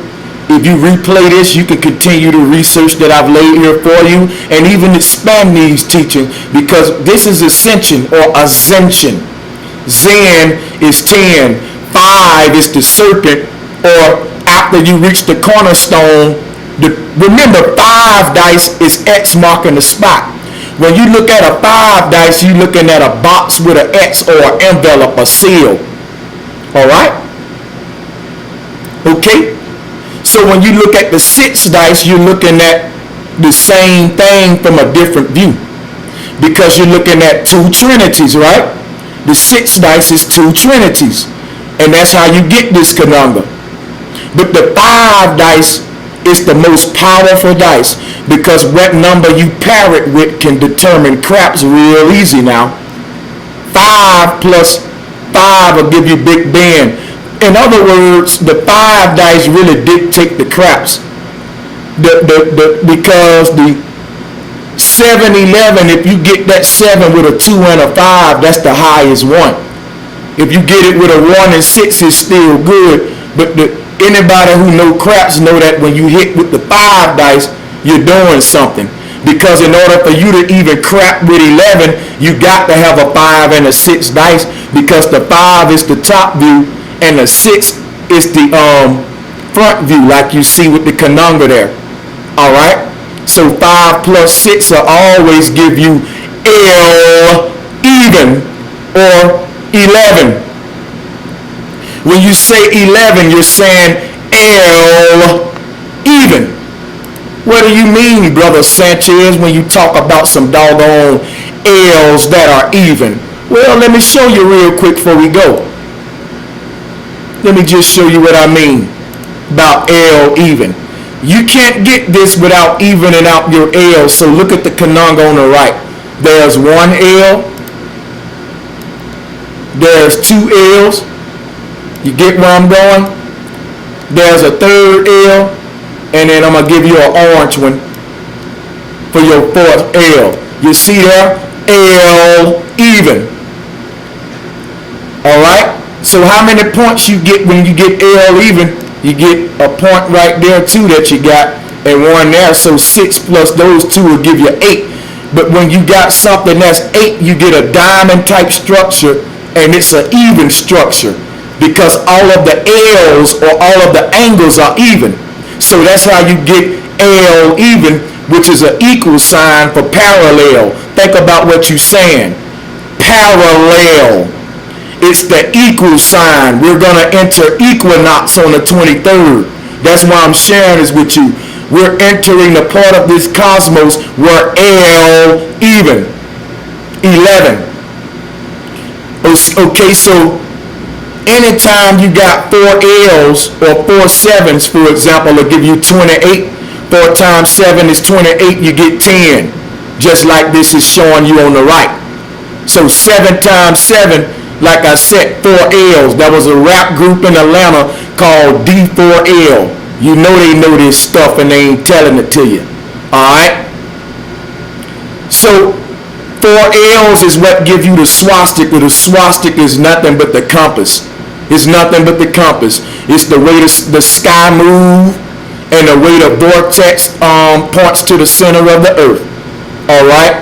And if you look at that compass, it's the same 10-pointed conunga that you got there. The temple of Angkor Wat is built this way. Alright? So take heed to what I'm saying, because 2 5s will give you 7 on the dice. 2 5 is 7 on the dice. 7 is the cornerstone, the angle, the number of completion. Remember, 2 5s on the dice is when you crap out. You're done. But what else is 2 5s? 10. 2 5s is each end of this 5-pointed conunga, because it has 4 points and that center pole in the middle. Alright? But when we look at it from the front view, you only see 8 points. And you still getting the symbol of eternity with 8. So no matter how you look at this, you get eternity, because that's what we live in. Earth is not a place, it's an eternal realm of just pure thought. We live inside the pure thought of the Most High, which allow us to live inside the pure thought of ourselves. But the dwelling is simply pure consciousness or darkness. Listen, the most unadulterated thought you can have is just pure darkness. This is why it's so hard for you to think about nothing. You get it? The Creator is the Creator because whatever the intelligence is that created this earth, it is so remarkable that it actually has the most purest thought in the cosmos, which is infinity or darkness. The most unadulterated thought. The darkness from which all thoughts come from, or all colors come from darkness. That's how we're able to have thoughts within the thought of the Creator. And the thought of the Creator is simply this place we call earth. So I hope y'all get what I'm saying. And if you want to look at the concept of 10 on the dice, just remember what I said, that 2 sevens, or crapping out is 2 and a 5, which will give you 10. 7 to 10 is a 3-day span, 8, 9, 10, and all of the numbers you hit are infinity numbers. So 7 is a cornerstone, and before you get back to any type of numerical number, like for example 0, 1, 2, 3, 4, 5, 6, 7, it stops at 7, because 7 is really the 8th number if you include 0. But if you take it away, then the 8th number will still be 0, because then you will end it at 8, which is just 2 zeros. We can't escape infinity being the 7th or the 8th digit, even in phonetics, and also the definition and the symbol of it. And I know that's confusing, but you know, just replay it, study, and it'll come to you, because it's so simple, but sometimes I can get all over the place. So do you think about the concept of 5 being an ending point, or a point where X marks the spot? If you think of a 5 dice, it's a summit, a summary, a climax. So 5 is a number of completion, because after 5 you get to a new creation, which is 6 or sex, a spiral. You see how we're interpreting the numbers, giving them value based on their geometry and not the fucking numerical value, which don't exist because you're inside of infinity. All the numbers are just telling you a code of infinity. When you leave the foundation, which is 4, then you go to your God self. You leave the 4 corners and you hover above your pyramid and look down at the creation you made. And that's how you get the 5 dice. Because you're looking at the tip of the pyramid, and that point in the middle is the point, the top, the zenith. So it's the ending, it's the summary, or the sum, or the summit. Just like your hand in at 5, you got 5 fingers. Then you have to stop and go to another hand with 5 on it. The same thing with your feet, but they both equal out to be 10. You are Kanunga. You are Kanunga. You're built like the cosmos. You can't cease to exist. So get brave, get fearless. And remember, we warriors, man. We the witches, we the reptilians. Alright? No matter what happened, y'all run around and you smile. You give out a war cry in the fucking face of his storm. He can control weather, but he can't control your infinite energy. He can only make you scared with all of his manipulation tools. But if you roar back at the storm, that's when you tap into who you really are. When you let them know, I don't give a fuck about dying. I'm just gonna come back and roar some more till you cease to exist. They cannot destroy you, but you can destroy them, because what they created is not infinite. It's not infinite. And they can't destroy infinity. They can hide your potential, because your potential is your potency. Potential is potent, meaning a tent. When you say potent, the word tent is there. The word 10 is there. Your potency or your potential lies in your ability to be fearless of the dark and tap into your inner self. And I'm going to let y'all go at this time, my beloved, because you know y'all really spend a lot of time listening to me, because I spent a lot of time to myself in the darkness trying to figure out this reality. And the more I figured out, the more I sounded like a crazy man, and the more I needed people to share it with, who can say, hey, we understand what you're saying, Brother Sanchez. You don't sound crazy to us. So if you like what I'm doing and it means something to you, support it. I put in a hell of a lot of work. I never leave this thing, and I'm not hoarse. And I do it because I love you, and most of all, I love truth. I love freedom, and I understand truth, the only thing gonna free us. Now, lies will make a few people rich, But truth will free us all. But the reason we don't get truth today is because the lies make you rich, and that the truth hurt. We can all be free if we be willing to get hurt first. And that's what being a soldier is. Alright? So with that being said, I'm going to let y'all go in the second portion of this video. I'll be dealing with, I'll be dealing with the Dogon mother goddess Amma. Remember, X marks the spot where the mother goddess spin the celestial wheel in our cosmos from the center called the North Pole. And the Dogon had this deity you see here, and this is beautiful art, man. Embroidery, hand carved, and boy, I love this thing. Anybody who follow me know every time I pull this picture out, I just go crazy. This is beautiful art, man. I love handwork stuff like this. I just got a thing for it, tribal little stuff like that. But anyway, to the left is X marks the spot, or the 5 dice. It's the 4 points on that 5 dice, with the point in the middle is the great mother, or the point of singularity, the one that pitches the tent. If you take the pole from the tent, it falls down. She covers it with the blanket and supports it from the center. Just like your mother cover you with her pregnancy of her womb, and then fill you up through the umbilical cord with food. So she cover you and fill you, and that's how we get the word envelope. That's a seal. On the back of an envelope, you see Mama Amma to the left, or an X. Alright? That marks the spot. And the Dogon, they're telling you that the great mother is at the center of our earth. Now the Dogon goddess there is the equivalent of the tip of the Kananga, or the 5 dice that I keep breaking down to y'all. She's the Trinity from the front view with the trident. But now let's deal with this, okay? Because you're looking at the cosmic wheel, which is centered around the great mother who's stirring up the brew. She's the witch at the North Pole stirring the brew. And she's so beautiful and lovely. When you go to death and you go to that darkness, that's the equivalent of you kissing Mama Amma's face right there. And man, she gonna spit you back out and say, go do work and come back to me. You are her boomerang. Alright? So what you see on the left is the Dogon mother goddess. Her name is Amma, and she is the Kananga. She's the Kananga, and she's the earth symbol, the Venus. And this is how they're telling you that there.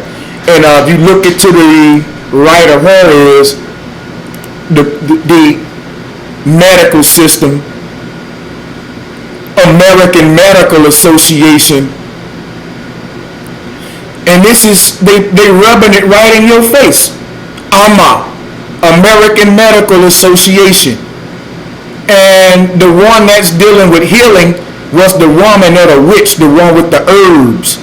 Remember that the medical symbol ain't nothing but this celestial event that's happening anyway. Let me show you what I mean. You see Hydra there? All of the planets are going to be going through Virgo and Leo, making a straight rod that it looked like Leo is holding.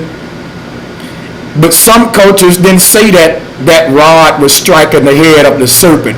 A lot of cultures, when they looked up, they just say, hey, we see a serpent wrapped around a pole of planets that's lined up. And that's how you get this symbol called the medical symbol, or Amma, because that's her symbol. That's the symbol of the mama, or the virgin, the great whore, and the beast. All right? I hope y'all see how this tying in. That's the woman covered in serpents. So that's the tree of life. And it's at the center of the earth, just like you see here, the serpent wrapped around the pole. Y'all, they've been telling us this for so long. And not only that, for them to name their association Amma is just a dead giveaway of what you see to the left. Okay? Because that pole enters the whole of the middle of the earth. And when you look at Amma to the left, we just looking at the UN symbol to the right. But we're looking at it from a top view when we look at Amma to the left. And we're looking at, you see her face is the top of that pole that that serpent is wrapped around. And the cause of that serpent is those wheels, those four corners that surrounding her beautiful little brown face right there. So they telling you the same thing in there, if you see what I'm saying. If you was to look at this serpent that's wrapped around that rod from a top view, it'll look like the same thing when you looking inside of a tornado, or if you look at an X being spun, it'll be like the Milky Way. And that's how you get this armor over there on the left. If you spin that wheel, it'll look like the Milky Way. But she will be the black hole at the center that they talking about. It ain't no Milky Way. She the black hole. And the earth has got the black hole at the center. And at the center, there's a pole that penetrates that hole. And that's why you got that symbol over there with armor. She's the mama. Remember what I showed you earlier? That the 0 and the 1 is the mama, the binary code, because you looking at her from the top view, she's the point. When you look at her from the front view, she's the pole. So they showing you that with armor, the medical association. They also got the serpent wrapped around the pole, symbolizing how all of the flesh of the pineapple is wrapped around the stalk. The fruit of the pineapple is wrapped around the stalk. And the fruit of the pineapple is being fed from the center by the stalk, and also protected by the skin that is attached to the stalk. So the juicy fruit in the pineapple is protected by what feeds it. Just like a baby in the womb of the mother is protected by the flesh of the mother and also fed by the mother. Okay, she covers you under the covenant, or a covering, or a tent. That's Nut. She also fills you up, and that's your spirit. That's who you are. That's the earth, the apples, the oranges. What gave birth to you, you need to put in you to sustain you. And this is as within, so without. This is the concept of enveloping something, where you fill it all the way up with water, then you submerge it in water. You surround it and you fill it up. You envelop a thing. You envelop it. Okay, so yes, when you see armor there, they stole it. They giving it for American Medical Association. Everything they do is cosmology. Now, I don't have to beat that horse, so I'm going to close that. And we're going to look at some more pictures here of this serpent wrapped around the pole. And also what I'm going to do is I'm going to take armor away. And I think we pretty much understand here about the alignment that's going to take place with Giza. So let me clean up my work area a little bit and only put up the stuff that we need to talk about. So we don't need these pyramids anymore up here, because we already established that. At the same time that alignment is going to be happening in Giza, there will be many more great ones happening around the earth. And I'm going to try to reach a closing point here with a couple of tabs that I had for you that I thought you guys would enjoy. Because if you like me, I love visuals. So before we go, let me do that, and that's just a little bonus for you, because I think it's good to have these visuals. It works with the third eye very well when you come with your visual.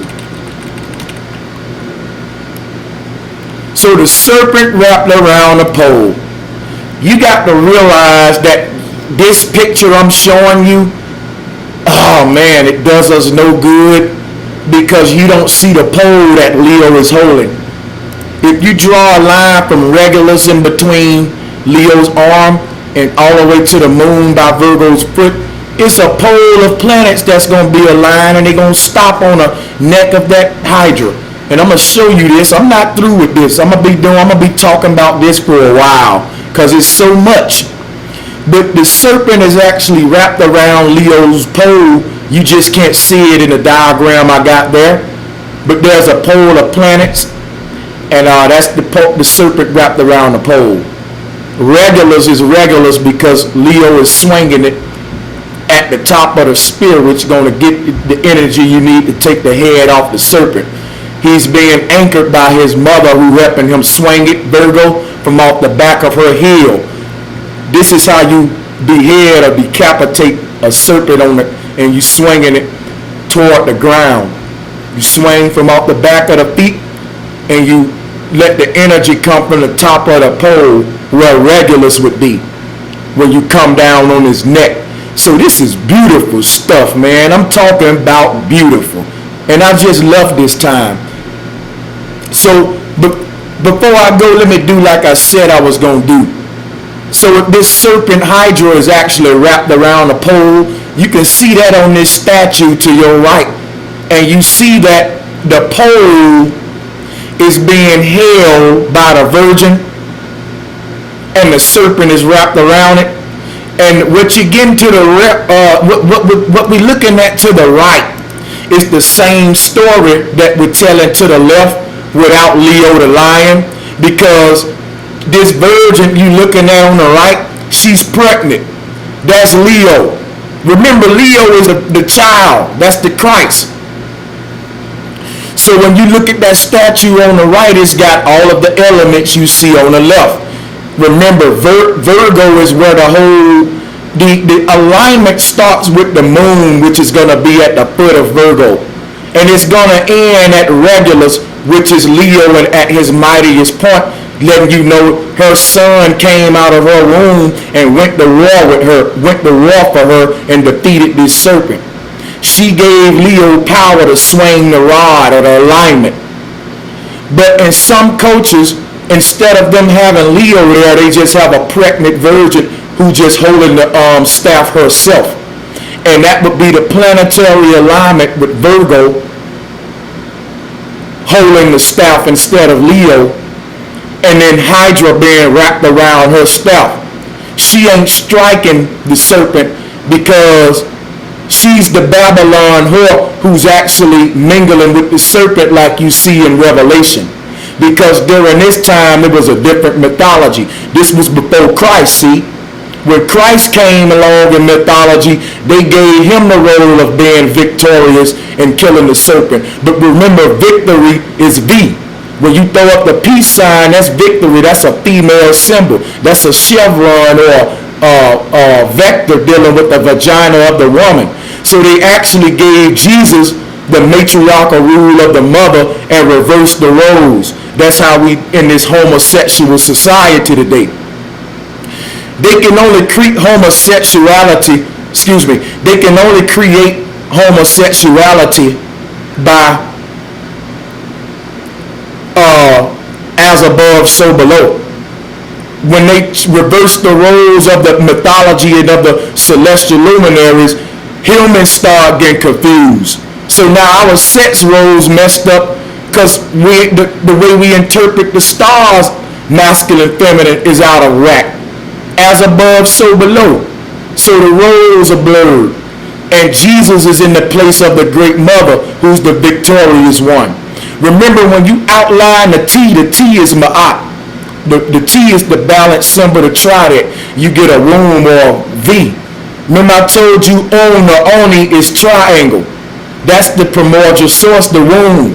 So when you give that aspect to the man, you reverse the roles. The man is victorious just because he's the archangel. He's coming from the womb to rule based upon her giving him the life. But when he forget that and think that it's all about him, you get a man's world just like we in today. But that time is over and the mother is coming back. Lady Liberty is coming back. You see her on the right. Isn't she beautiful? And what she got in her stomach is a baby. That baby is a new paradigm, a brand new fresh airwave of consciousness where we're going to be talk about the things that bring us closer to the Creator instead of talk about things like Nibiru and cataclysms that make us scared of the Creator. We're in a time of creation. When you say create, the word cre means bonding, like concrete. When something is concrete, like when you say syncretism, you're syncing things, you bring them together to make them holistic. So crete is to bond, and 8 is the number of infinity. So when you start bonding a bunch of 8s together, guess what you get? DNA or a pole with a serpent wrapped around it, like you see the goddess holding, because the woman creates DNA in her womb. The X chromosome is DNA itself. Okay? So, the goddess holding that pole with the serpent is the same celestial event that you see on the right, and Leo is in her stomach. Now we're going to continue and look at some more before we shut down. Here's when they reversed the roles and they gave the role to the man. Alright, this is homosexuality here, because we all see to the left that Virgo is aligned with that serpent holding the pole. So how the hell you got him sitting there? He ain't no virgin. This is when you came into the time of homosexuality. This is when you got male deities that's trying to give birth, but they have no womb. Okay? This is the time we're leaving from, because what they're going to do with that rod is take it and hit you with it. The males rule by striking with the rod, because remember, we came into existence by the striking of the darkness, speaking us into existence, and the primordial source speaking, which was the first strike of the supreme artist, speaking linear light into existence. We're fire energy, man. We're destructive energy, but that's necessary in recreation. But when you don't know the roles, the world is in chaos. And this man ain't got no business holding that doggone staff with that serpent wrapped around it. Neither did Moses. The pharaohs were the first homosexuals to take the role away from the woman and cast us into this ignorant age under this new world order. Women, I'm going to need y'all help putting you back on the throne. You're going to need to be fearless. You're not a human. You're a spirit in a spiritual realm. Now these roles were reversed, and they put this coward, this homo, this manipulator in the place of Virgo. And damn it, it angers me. It ought to anger you too when you understand the blasphemous of how they reinterpret in the stars. People, you got to realize that the Most High speak to us with the stars. And when you let somebody come in between what the stars trying to tell you and create a mythology that give you something other than what you see up there, you in trouble. You in trouble. And that's what you get to the right. You get the masculine holding the authority of the feminine. In other words, if you look at a Christian cross, where the feminine should be, it would be the circular womb at the top. But instead, you get another phallus. This is how they took the woman out of mythology, out of spirituality. And as an echo, she get treated bad because of that. Because everything we do in mythology and spirituality plays out physically. That's why you got a bunch of gay folks. We're in the time of Sodom and Gomorrah, where we don't know what we are, male, female, why you was created, what you're here to do. The ancients knew all of that. We've been off track. There was a skip in the record, and now the song gonna play on out. You know what happened when your CD skipped one time? It's a little glitch, but it plays on out. And that's what's gonna happen. This beast is leaving. The one who put himself in a position of the matriarch so that he can create hell on earth by bending Geb up and changing the horizon into a ball. What you looking at to the right is the equivalent of Geb being balled up into a ball and a man bending over taking some peanuts up his behind. Now, I didn't mean to be graphic with you, but I'm telling you how it's as above, so below. These homosexuals, now y'all better understand this spiritual stuff when you get your butt raped to join these societies. Now, forgive me for my language, but this stuff make me mad. He got his behind in the place of Virgo.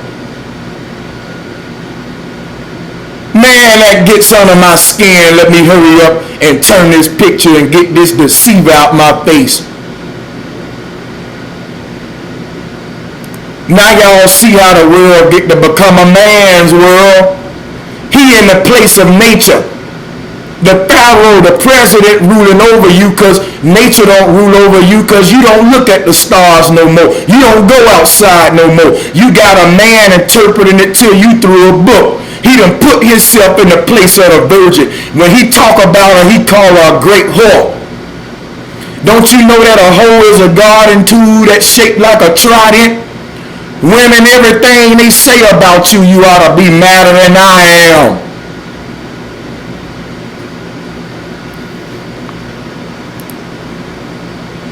Time for this crap to end. Anybody scared, they don't know what's going on. Hey, you don't need to be scared. They scared as hell, so they want you scared with them. It's your time, not theirs. They shit is ending. Don't let them make you scared with them. The less fear we admit, the better. Let him die by himself and wither away with his own fuckery and all of his technology. They can't get rid of all of us off the earth. We are infinite seed. Do you know how hard it would be to get rid of every blade of grass off the face of the earth? It is impossible. You can never destroy the seed. You can never get rid of every individual grain of sand from off of this earth. You don't have the technology to get rid of every last human off of this plane. You come in and out of existence, and the only way they can control that is to close the room. Jesus cannot rise again if the tomb ain't open. Women, stop doggone having abortions. Women, stop taking birth control. Women, have these babies. Have them. Multiply. That's what they don't like. We ain't gonna let them close the portal, and we ain't gonna be scared either, because when you kill me, you don't kill me, you just make me multiply, and I'm coming back in a storm, damn it, roaring louder than what I left. Y'all better understand what's going on here. You ain't nothing to be played with. You the boogeyman, not them. You better get some bravery in your heart and some fire burning in you. That's what you better do. I'm going to let y'all go. I'm going to take me a break, and guess what I'm going to do? Come on right back. They ain't going to shut me up. It's the time of the trumpet. This the feast of the trumpet. And I'm going to be louder than Donald Trump. Think about it. I told you it's all as above, so below. Trump president, because you in the time of the trumpet. There's a deity in Hindu called Ganesh, and it's an elephant, and its trunk represents the North Pole. The elephant's trunk represents the North Pole. In India, a deity called Ganesh, and each ear is sun and moon, but the trunk represents black hole that eclipses them both. The trunk, okay, of Ganesh makes a sound. It blows like a horn because it's equivalent to the darkness that spoke. The bullhorn that's blowing during this time for the great mother. It's the time of the trumpet, the time of the trump. Okay? And remember that the card in the deck, that's the trump card, is the spade, and the spade shaped like the goddess. And I'll be going into that in future videos as well. So I love y'all to death, man, and I don't want to go right now because I'm trying to put some of this fire in you men out there. Y'all ain't sounding like lions. You Leo. I don't hear you roaring, goddammit. You know, a lot of men today are soft as hell, and to the fact that they make me look stupid. If y'all get on my level, I won't look stupid, damn it. The women's supposed to be soft, to the point where I gotta tone it down to appeal to everybody. But I hope y'all get what I'm saying. We're going to continue this in the future. Now I'm going to let you go because I'm at the 4-hour mark. Make sure you share the hell out of this. Share every video I've done on this series. Let's make them go viral, because the videos that's got millions of views are the ones talking about the world ending and the Beirut crashing. Only a few people going to know what we know. The rest of them going to fall right into the trap. They think nature attacking them when nature coming back to destroy this bullshit system. The stars ain't causing these hurricanes and weather events. HAARP is. Weather manipulation is. The stars just telling you a beautiful story. If these damn government went here during this time this alignment was happening, won't none happen but recreation. A great time will happen. But now since we don't know what I'm teaching you, they using it to attack your ass out of your ignorance.